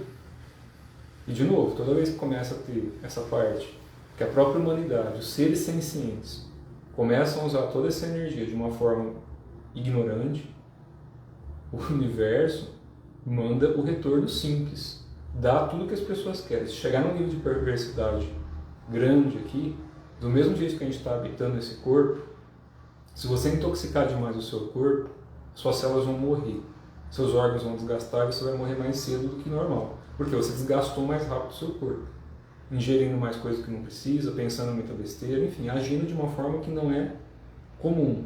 Então você está encurtando o tempo de vida do seu universo, que é o seu microcosmo, o seu corpo. Suas células vão continuar nascendo e morrendo, até o momento que não dá conta. Porque a quantidade de densidade que você ingere é muito maior, física ou espiritualmente. Né? Você ingeriu muita coisa e o seu corpo chega num ponto de saturação. Não importa se é nessa vida ou na próxima vida, enfim, vai chegar num ponto de saturação da tua energia. é quando a consciência começa a encapsulada. Então você tem que limpar, tem que purgar isso do corpo, tem que desintoxicar. E não é detox não, tá? É um nível de desintoxicação profunda, desenvolver isso.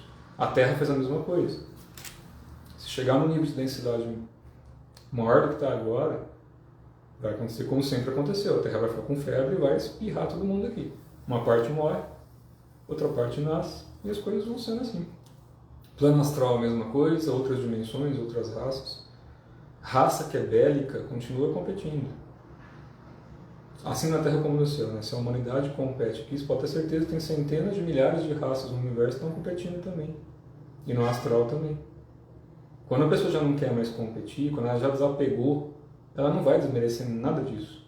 Ela não vai ter mais apego, nem pelo que é, entre aspas, eu vou ficar feliz, aí fica aquela euforia toda, né? Substâncias químicas no corpo, e nem, nossa, o mundo vai acabar. Então, vai cada vez mais equilibrando. Vamos ver o que mais tem aqui. Eu vou até acabar meu tempo aqui, tá? Então, vocês vão deixando pergunta, eu vou tentar. Como livrar da culpa quando fizemos algo e aprendemos muito? E arrependemos muito? Qual que é o nome aqui? Ulana. A culpa é uma bosta, mas é uma perfeição também. Se a pessoa descobriu que ela fez alguma coisa que não é legal e ela se culpou, já começa um bom caminho de volta, né? Que eu falo assim, de volta à lucidez. Que o problema é a pessoa que fala que não tem culpa de nada. Então ela não reconhece nem o próprio erro. E isso é um problema. Eu não me preocupo com as pessoas que falam, nossa, eu me sinto culpado por alguma coisa. Culpa no sentido de arrependimento e não de arrastar peso. Então a culpa, pensando em tradução, ela é muito benéfica. Desde que a gente entenda que a gente cometeu alguma coisa que não foi legal. É só esse o sentido da culpa que é saudável. Não carregar um peso de medo ou de consequências. As consequências existem, física, espiritual, mental, tudo existe. Só que a gente tem que purgar isso. A purgação acontece com a gente fazendo algo útil e benéfico para a gente e para as pessoas. Se existe a possibilidade de pedir desculpa, perdão para alguém, independente do que aconteceu, é legal pedir. Pelo menos uma das travas já foram quebradas. Um dos infernos vão sendo dissolvidos aí. Independente do que a gente fez de certo ou errado, independente da pessoa querer ou não perdoar. O prejuízo já aconteceu. O perdão é simplesmente uma forma de você reconhecer alguma coisa. Penso assim, tá? Então, a partir do momento que você reconheceu que fez alguma coisa que não foi bom e você não se sente bem com isso, se a pessoa, independente de ela gostar ou não de você ainda, ela tiver ouvido para ouvir, ou olhos para ler, ou ouvido para escutar uma gravação, e você mandar uma carta, né? Que eu falo assim, escrever às vezes é melhor do que falar, né? Porque para algumas pessoas é mais fácil ler do que escutar. Que a maior parte que ainda está machucada, ela não consegue ouvir, mas ela consegue ler. E se você escreve alguma coisa com atenção, com carinho, aquela coisa toda, show de bola. Então, a partir do momento que reconhece que fez alguma coisa, dá para pedir desculpa. Pedir desculpa, a partir dali mudar a ação. Porque aí é o comportamento. Espiritualmente, é aquilo que eu falo, né? As pessoas tentam traduzir, mas esquecem de onde vem. O que significa karma? Só significação. A reação é consequência. Então, espiritualmente, tudo existe consequência, mas nada pode ser arrastado. Por isso que os mestres falam tanto que a gente tem que cultivar e praticar alguma coisa até a última respiração. Porque o que manda é o estado de presença, não é o passado e nem o futuro.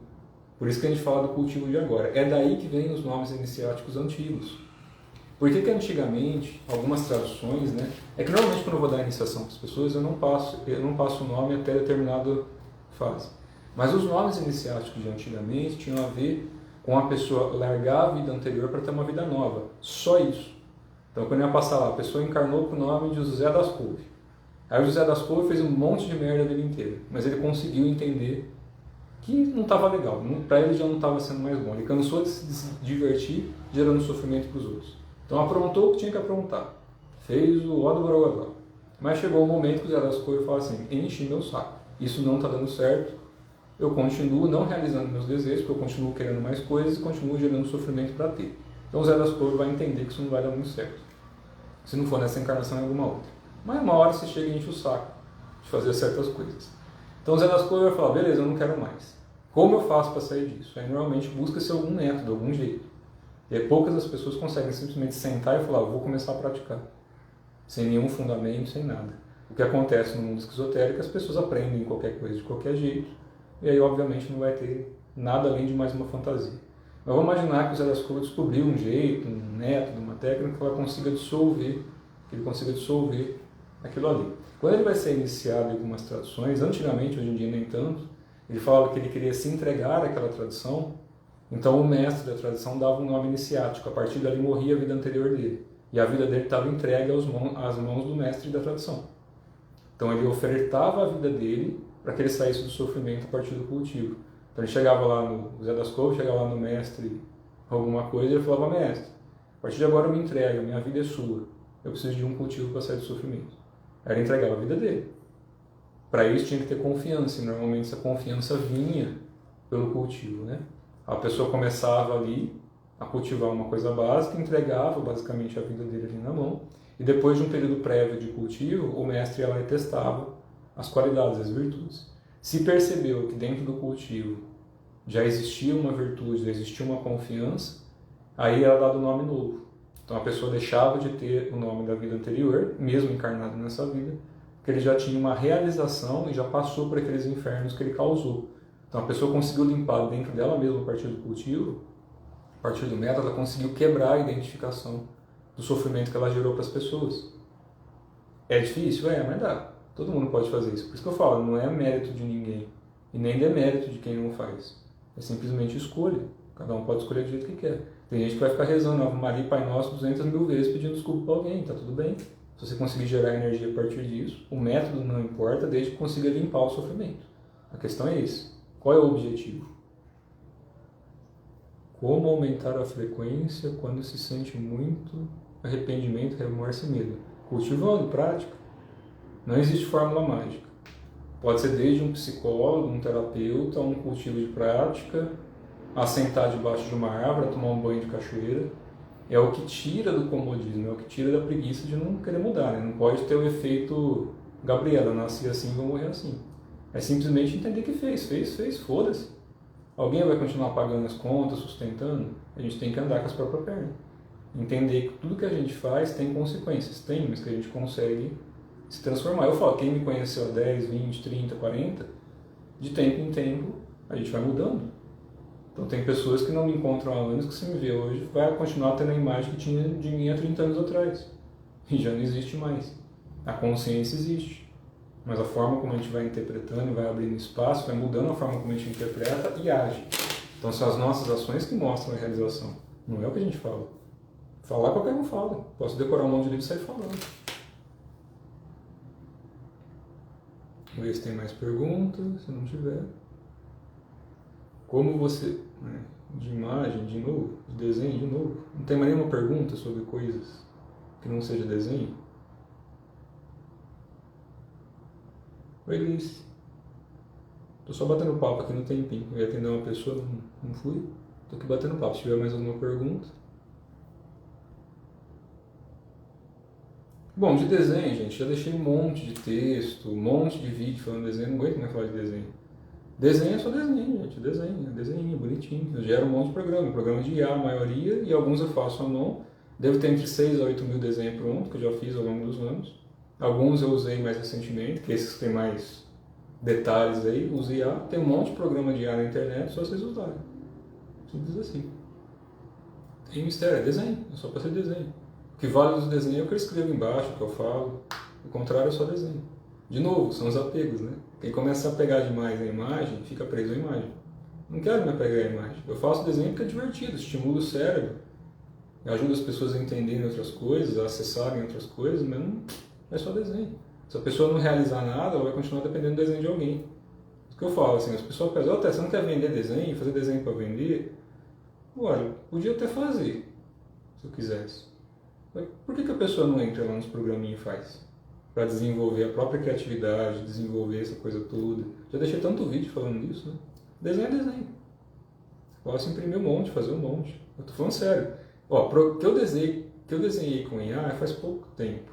Mas tem muito. Mas somando os que eu fiz, que é de geometria sagrada, simbolismo, não sei o que lá, somando tudo tem uns 7 mil e poucos desenhos. Alguns eu posto, alguns eu nunca postei, nem sei se vou postar. Eu faço para me divertir. Só isso. E passo para um monte de gente. Já passei desenho com uma caralhada de gente. Já mandei de presente para um monte de gente. Passo muita coisa pro Rodrigo lá também, que a gente fica trocando figurinha nas coisas. Mas isso daí não é o fundamento, né? O fundamento não é o desenho. O fundamento é o que está por trás. É o como você vai cultivar, o como vai desenvolver, essas coisas assim. Ah, eu vi o Roger apareceu aqui. Ô Roger, do que você perguntou lá nas mensagens fechadas, se meditação pode doer ou prejudicar a respiração só se fizer errado. Então, meditação para quem vai praticar, é o que eu falo, meditação não é simplesmente ficar sentado pensando em coisas, tem que ter técnica, tem que ter prática. E não existe curso de meditação, você pode conduzir uma meditação, porque eu tenho um grupo de terça que eu conduzo, que é com tigela tibetana, essas coisas, é online, quem quiser é só praticar. Tem ali, tem no link aqui na bio, tem. Ou quem quiser me passa a mensagem, eu encaminho o link.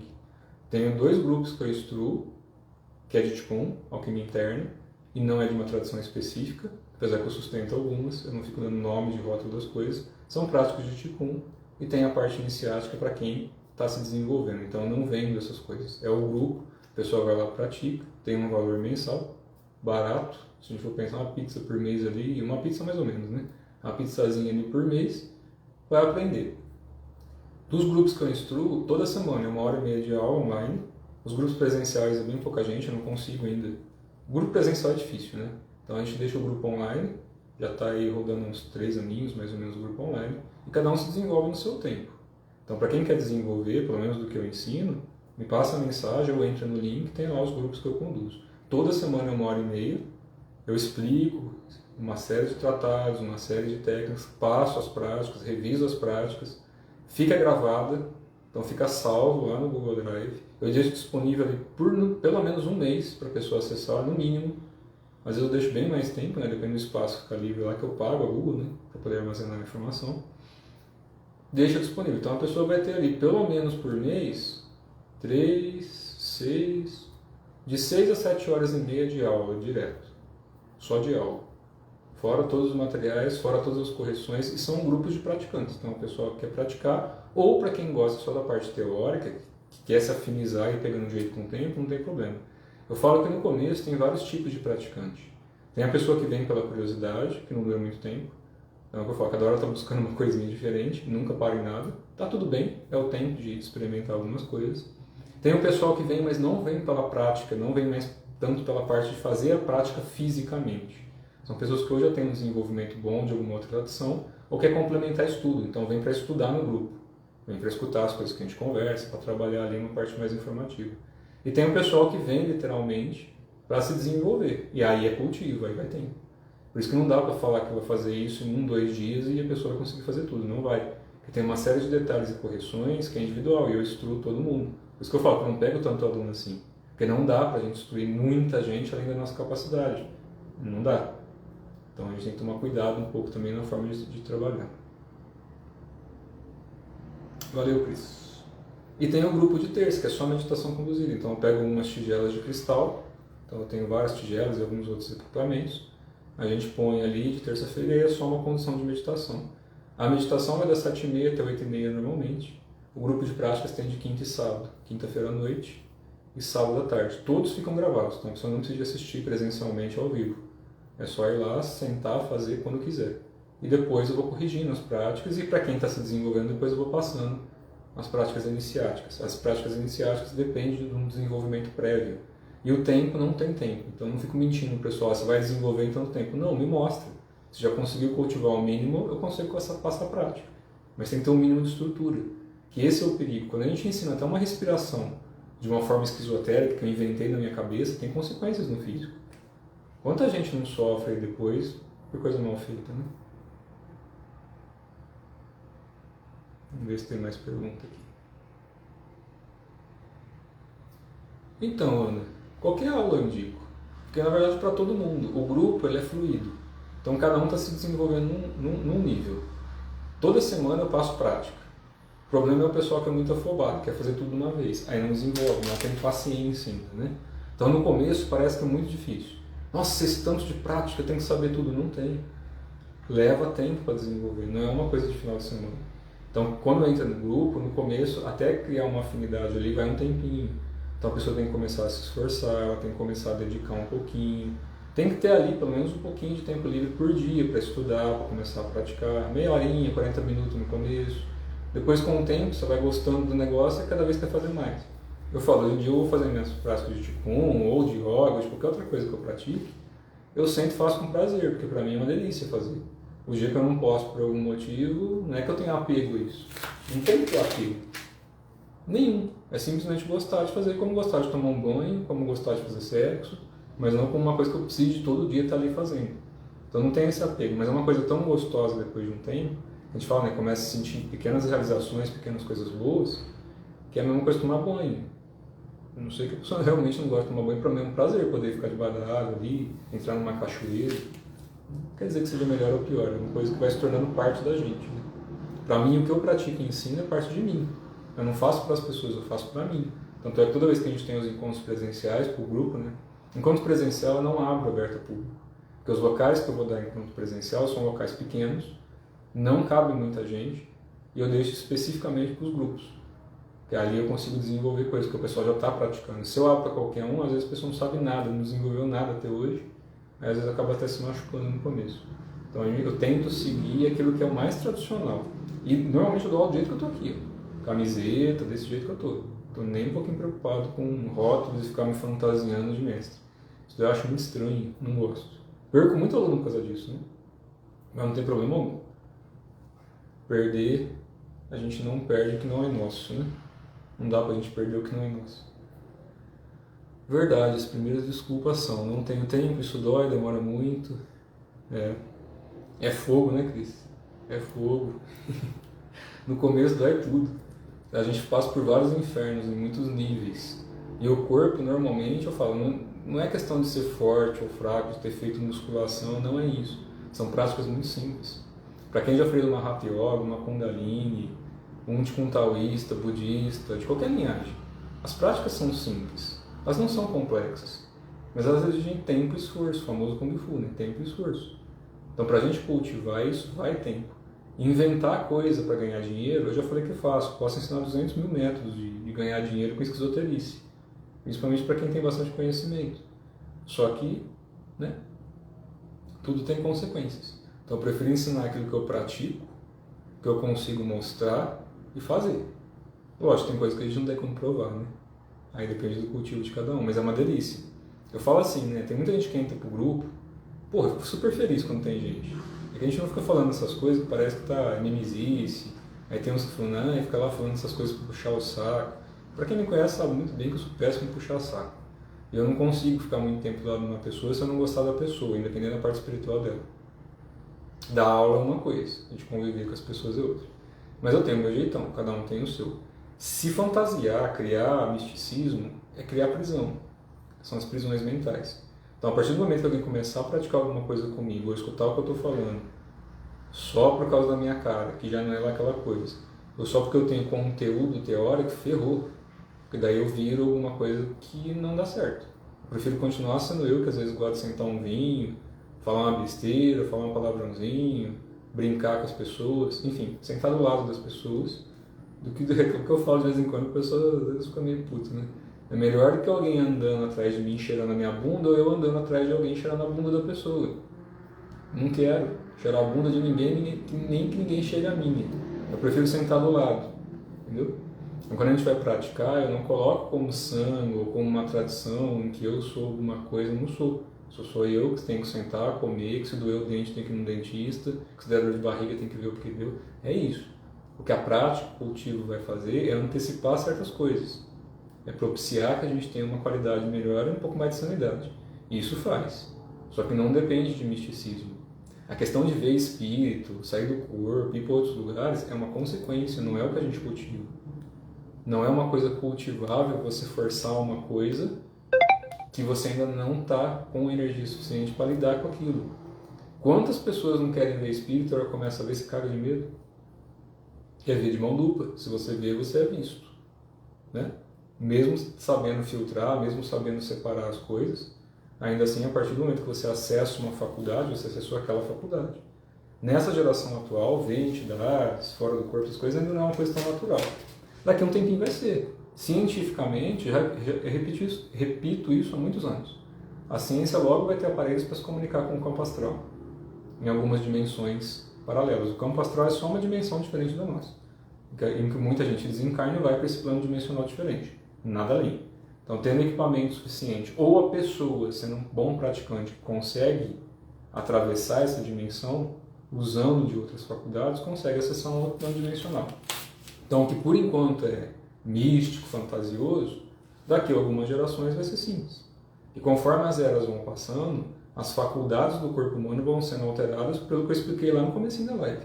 Toda vez que a Terra vai andando no centro elíptico dela e vai recebendo mais radiação fotônica do Sol central e de outros, vamos dizer, de outras frequências, o DNA do ser humano vai sendo alterado. E a partir do momento dessa reestruturação interna, certas faculdades vão sendo habilitadas.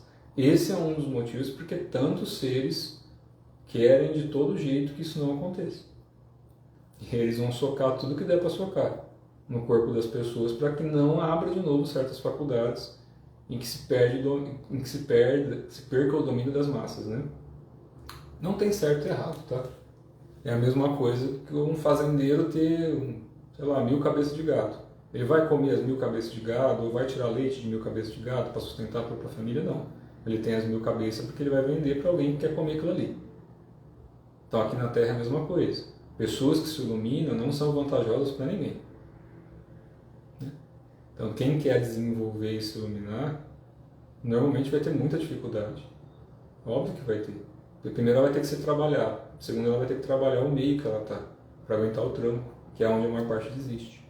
Isso que eu falo, do grupo, tem muita gente que entra e quando sai eu fico triste. Do ano passado para cá saiu muita gente dos grupos que eu oriento, e não só dos grupos que eu oriento, de vários outros professores também, porque ainda estão numa situação em que a necessidade é outra, né? A necessidade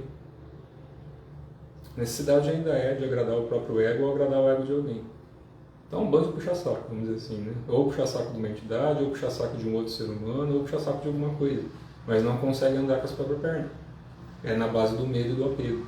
Tem muita gente que só funciona assim, na base do medo e do apego. Se a pessoa não tiver alguma coisa para temer, né? Temente a Deus. Se ela não tiver alguma coisa para temer, ou alguém para adorar, para idolatrar, para se balizar, quantas pessoas não tem? Esqueçam que eu existo, tá? Mas quanta gente não tem, que eu não sou ninguém também, aí tem 20 pessoas escutando o que eu estou falando aqui.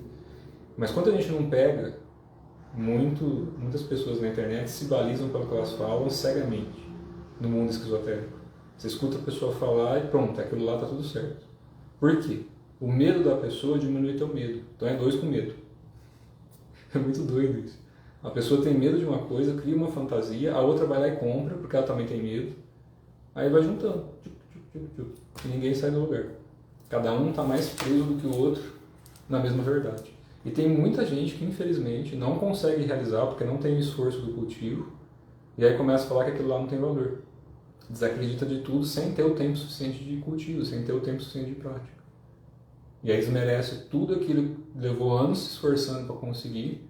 A partir do momento que a energia do teu corpo entende que você não quer mais aquilo, que você não aceita mais, ela não tem por que manter. A energia é dispersada com o tempo. Muita gente que eu conheço que foi iniciada em muita tradição se perdeu. Se perdeu.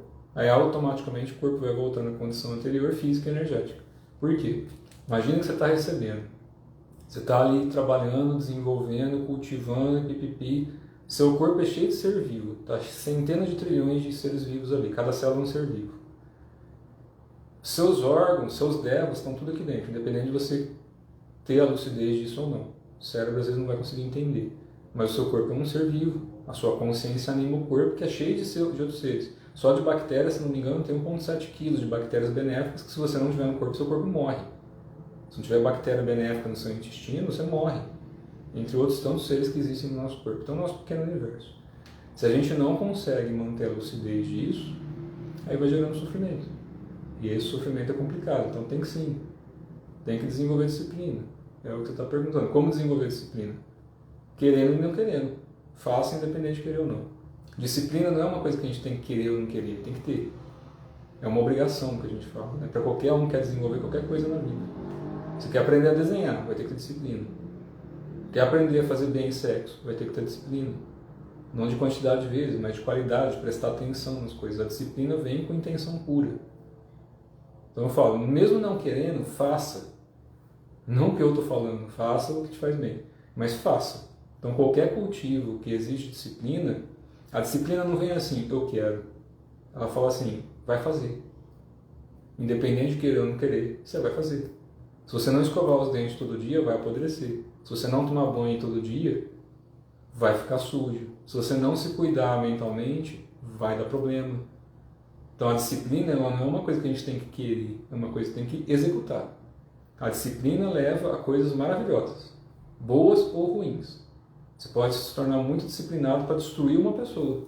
Quantas pessoas não se desenvolvem em arte interna, inclusive nas coisas que a gente transmite, né? Mas quanta gente não vai se desenvolver e só aprende a parte negativa da coisa, só para prejudicar pessoas. E tem uma puta disciplina, porque senão não consegue desenvolver do mesmo jeito. Então, para a gente fazer coisas boas ou ruins, depende de disciplina. A disciplina não é um eu quero ou não quero. Eu vou fazer, é ação. Então, a disciplina se desenvolve mesmo sem querer. É a hora que a gente fala assim, eu vou lá fazer e foda-se. Ah, mas eu não quero, hoje eu estou cansado, hoje eu estou isso. Não importa, eu vou fazer. E no começo, para todo mundo é assim. No começo é difícil. É que eu sou chato, porque desde criança eu sempre pratiquei coisas que precisavam de disciplina. Sempre gostei de certas coisas que tinham disciplina, porque eu sabia que dava resultado. E quando eu comecei a praticar algumas coisas quando eu era criança, foi na parte de arte marcial. E arte marcial você não desenvolve sem disciplina. Depois comecei a entender a parte interna, aí eu comecei a praticar Kriyoga quando eu virei Kriyaban na época, depois pratiquei linhas de alquimia interna taoísta, budista, yogi, me tornei professor de algumas tradições e assim foi. Mas todas precisavam de disciplina. E a maior parte desistia justamente pela falta de disciplina, porque achavam que disciplina é uma coisa que você tem que gostar, não. Você tem que gostar do que você está fazendo, a disciplina é uma obrigação para realizar. Pelo menos eu tento passar isso, né? Que aí funciona. Alguém tem mais pergunta, gente? Deu para responder a maior parte, né? E é só bate-papo, é o tempinho que sobrou. Se ninguém tiver mais nada para perguntar, eu saio.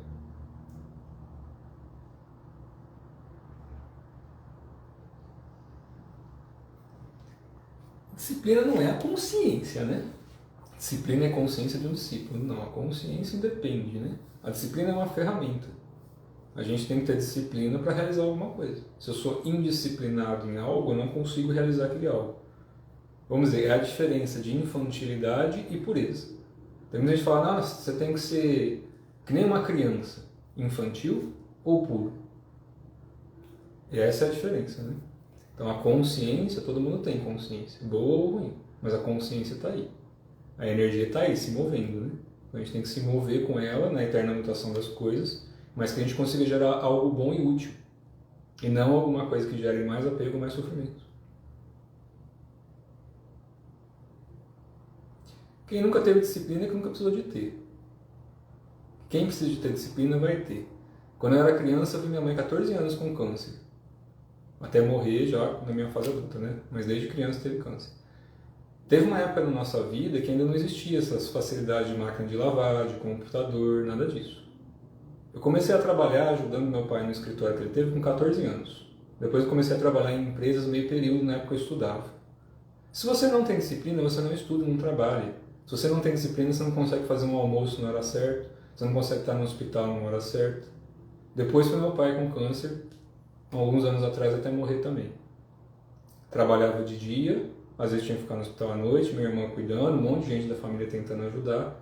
Mas a gente só consegue fazer muita coisa e sair de um estado que às vezes é de sofrimento, ou a gente, ou as pessoas que estão em volta, com disciplina. Sem disciplina, você não consegue nem uma promoção, a não ser que você esteja puxando o saco de alguém ou fazendo alguma coisa errada. Todo mundo tem disciplina para alguma coisa em que a pessoa acha que é útil para ela. Se achar que é útil para os outros, ou que é uma obrigação, aí acaba a disciplina. Então a disciplina, ela vem. É só ter necessidade, que eu falo que a maior disciplina que a pessoa vai aprender é a hora que tiver que ficar deitada numa maca de hospital se contorcendo. Não quero isso para ninguém, juro por Deus, que é horrível ver os outros contorcer. E eu vi isso continuamente com muita gente, inclusive na minha família, entre amigos e outras pessoas. Não tem apego nenhum problema com isso, tá? São situações que cada um passa para aprender alguma coisa. E eu vi muita coisa que é estranha, já comentei sobre isso. Eu não falo isso para me valer desse tipo de coisa, para trazer dó dos outros, não, pelo contrário. Quem mais sofre nesse processo são as pessoas que às vezes não vão conseguir entender um pouquinho além do que é um corpo, do que é uma alma, Porque às vezes a pessoa ainda vai estar muito no sofrimento da matéria. E isso é horrível, né, para qualquer um. Então a disciplina vem. Eu só espero que não chegue para as pessoas quando já está na maca do hospital. Porque daí é difícil ter disciplina, né? Porque daí vai ser alguém fazendo a disciplina que você não teve por você. Sim, fica gravado a live, sim. É que eu entro aqui quando sobra tempo, né? Isso, Cláudio, é isso aí. Consciência que está além do ego. É isso. Independente de não gostar ou não gostar. É que nem eu falei, né? As disciplinas de antigamente, as traduções, quando alguém queria aprender, a pessoa basicamente se entregava ali, né? Tinha muita gente em traduções, inclusive acho que ainda acontece hoje em dia, que os pais às vezes tinham filhos, não tinham condição de criar, deixavam em monastério, em templos, para os monges criarem, e desde criança era obrigado a praticar. Ainda tem alguns países que são assim, que é difícil. O pessoal gruda ali e as crianças são esmirilhadas desde cedo, elas vão passar pelos infernos logo quando é criancinha. Se tiver a oportunidade de ter um bom professor, um bom mestre, elas vão chegar na fase da adolescência com uma qualidade de desenvolvimento absurda. Vão chegar numa fase adulta, se conseguiram trabalhar direitinho a parte interna, vão chegar na parte adulta com muito menos sofrimento do que vão outras pessoas, né? Porque desde criança estão cultivando, mas não pode ser pela dor, né? Então a gente tem que tomar cuidado porque isso chega muitos extremos. Bom, daqui uns 5 minutinhos acho que eu tenho que sair já. Falar um pouco sobre ordem Kumara. Então, já deixei por escrito falando sobre isso lá no Torta Cósmica, né? Então, para quem quiser entrar depois, para estender mais a fundo, é que é aquela coisa, né? Depende do contexto do que vocês estão perguntando em relação a isso. Porque Kumara vem da parte...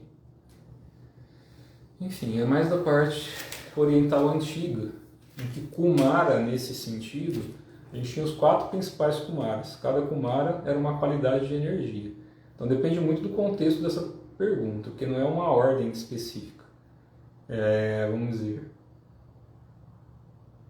É uma energia manifesta que se manifesta trazendo a equanimidade. Então, quando o pessoal fala de Arcanjo Miguel, Michael, essa coisa toda, existe uma energia que perfaz antes de existir os universos ou seres paradisíacos ou divindades. Existem energias que se moldam além do tempo e espaço. Então são coisas que não adianta querer explicar. Então quando eles falam de Kumara nesse sentido, são seres que vêm puro, mas não quer dizer que encarnem na matéria de forma pura pensando em desejos ou consciência. São seres que carregam em si certas codificações em que sustentam na matéria uma energia particular para poder fazer alguma coisa. Não é melhor ou pior. Então a gente fala assim, eu sou um Kumara. Não, todo mundo é de certa forma. Todo mundo é, porque vem de uma energia e manifesta isso. E todo mundo vem do manifesto em algum momento. A diferença é que se atribui certas qualidades para se manifestar na matéria. Então quando a gente fala de Kumara em ordens, por exemplo, da Índia antiga, do Tibete, do Himalaia, essa coisa toda, você vai pegar em linhagens bramânicas e outras traduções antigas que vão explicar. Então eu deixei um texto bem a fundo explicando sobre isso. Tem vídeos que eu já expliquei sobre isso também, mas a gente tem que tomar cuidado para não misturar. Porque quando eu falo de Kumara, eu posso falar isso a nível de prática, que é de onde vem essa palavra, né?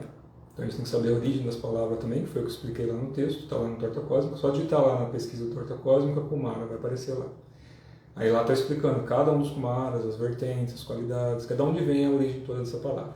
E tem a outra questão do Kumara que veio trazendo mais para essa geração atual, é quando eles difundiram a situação de Sanat Kumara, que vem trazendo essa energia Kumara para a Terra, que vem de Vênus, que é conectada a Sirius e aquela coisa toda. Aí a gente está falando mais de uma situação Kumara pensando em raças e seres, e não em qualidades de energia. Então tem N formas de interpretar essa pergunta. Eu posso explicar sobre Kumara pensando em ordens iniciáticas, em partes que são executáveis dentro de traduções, que é de onde vem essa qualidade de energia manifesto por manifesto, que são a mesma coisa de seres imortais, alguma coisa assim, de energia, ou eu posso falar também das ordens cósmicas, que são as raças que vêm trazendo essa codificação de equilíbrio universal. São seres que não são corruptíveis, são seres que normalmente não se corrompem enquanto estado de consciência, mas infelizmente muitos que encarnam na matéria com o tempo se corrompem sim. E aí acabam se perdendo no caminho, vão encarnar e desencarnar até de novo abrir essa consciência e se tornarem sencientes de quem são. Aí a consciência tem que abrir, os espaços tem que abrir, aí a pessoa se ilumina. Então não tem ordens, quando a gente fala, são seres como sanga. Então eu posso falar uma sanga de tal coisa. Tudo bem, não tem problema nenhum. Então são nomes, né? Eu deixei isso bem explicado a fundo, não vou ficar repetindo muito não, porque senão vai acabar gerando mais confusão. Eu deixei bem explicado. Kumara são energias.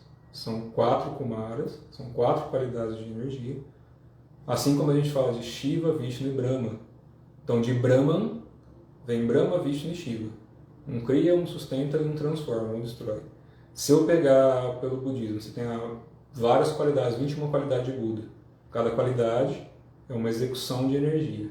Se a gente pegar pelos Kumaras, é a mesma coisa. A gente tem a energia, que vem do manifesto, que vem antes da formação das coisas, e a gente tem as qualidades da energia, em que eles vêm para...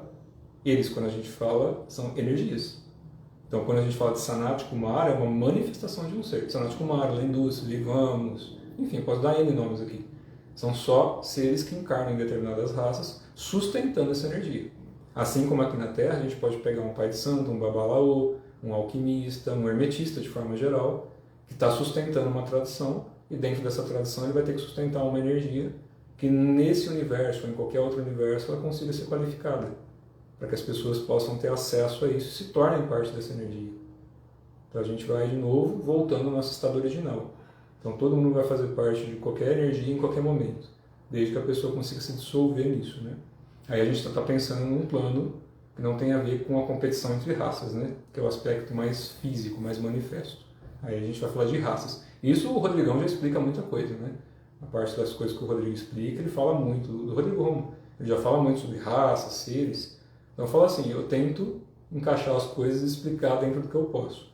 Mas o que ele já explicou lá na parte de raças, de seres, é o que ele explica. Se vocês pegarem pelo material de outros professores, cada um vai explicar de uma forma. Então a gente tem que partir do pressuposto que existem raças e seres em várias dimensões distintas e a gente tem energias que não são manifestas. Então não adianta a gente ficar brincando com isso, né?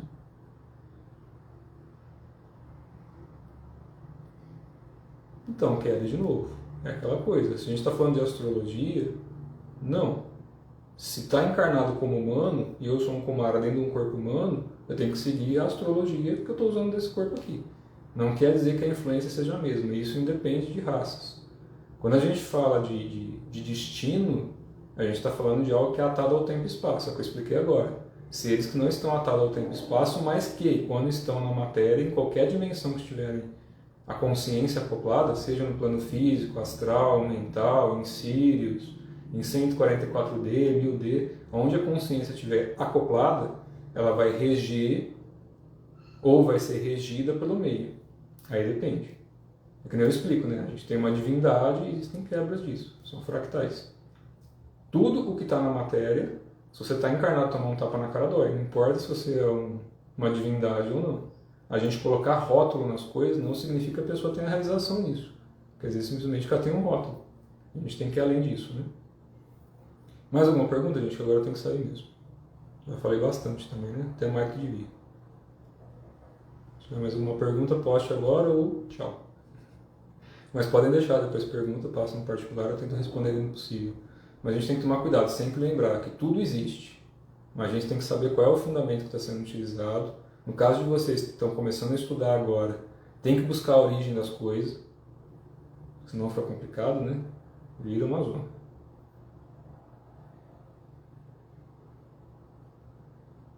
Então, Ana, sobre nós nos curarmos para curar a doença do Criador Javé. É um trem muito místico para mim. Então, não vou nem entrar no mérito. É muito místico essas coisas. Não estou invalidando o trabalho de ninguém, pelo contrário, não sou melhor que ninguém. Só que não adianta o ser humano querer curar uma divindade, gente. A divindade é parte de quem a gente é, tanto quanto a gente é parte deles. De qualquer divindade. É essa separação que as pessoas colocam que dá merda. Ninguém é separado de ninguém, nem de nenhuma divindade, nem de nenhum ser. Existem afinidades maiores e menores.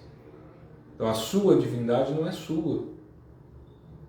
A partir do momento que a gente fala que a gente está curando alguma coisa, quer curar Javé? Cura a humanidade inteira. Quer curar o que? Arcanjo Miguel? Cura a humanidade inteira. Quem são esses seres? Nós vamos curar eles vão curar nós, ou cada um tem que fazer a sua parte? Porque não tem nós e eles. Um ser que está numa dimensão mais sutil que a nossa dimensão está mais densa, ele consegue ter uma atuação direta. Então, se Arcanjo Miguel, se qualquer entidade quiser fazer assim, pum, acabar com tudo, acaba. E a gente vai sofrer com isso? Não, porque eles vão capturar uma parte deles e trazer de volta para eles. Tudo é sagrado, não existe nada mais sagrado do que alguma outra coisa. Você tem que tomar cuidado com esse dualismo todo pensando em espiritualidade. Por isso que sofre depois. Porque os apegos vão gerar uma necessidade de manifestação que é ilusória. Se cada um fizer a sua parte, direito, sem ilusionismo, fizer direito, a coisa muda. Como vai mudar? Porque eu já falei, a gente tem escolhas, mas as escolhas têm consequências, a nível individual e coletivo. O mais importante, para finalizar, o que é que eu tenho que sair? Para finalizar, o mais importante, a gente conseguir ter um estado de serenidade, uma paz mental, que não dá para ter 24 horas por dia, de vez em quando a gente vai querer tacar alguém pela janela, sem problema algum, mas isso tem que durar pouco tempo, a gente não pode gerar tanto sofrimento quanto gera. Então quem quiser se matar, tudo bem. A gente senta debaixo de uma árvore e faz o nosso cultivo. A nossa parte a gente faz. Se cada um fizer um pouco do que lhe cabe, em vez de curar Javé, cura a tua família, cura teu pai, tua mãe, teu filho, pede desculpa para os outros, desculpa os outros. As pessoas querem curar o mundo, mas não conseguem curar a pessoa que está do lado. Então que raio de divindade que é essa, né? Fazer as coisas por aí. Beleza, gente? Tem que sair agora. Tudo de bom para vocês. Sempre possível a gente volta a conversar. Abraço e até mais.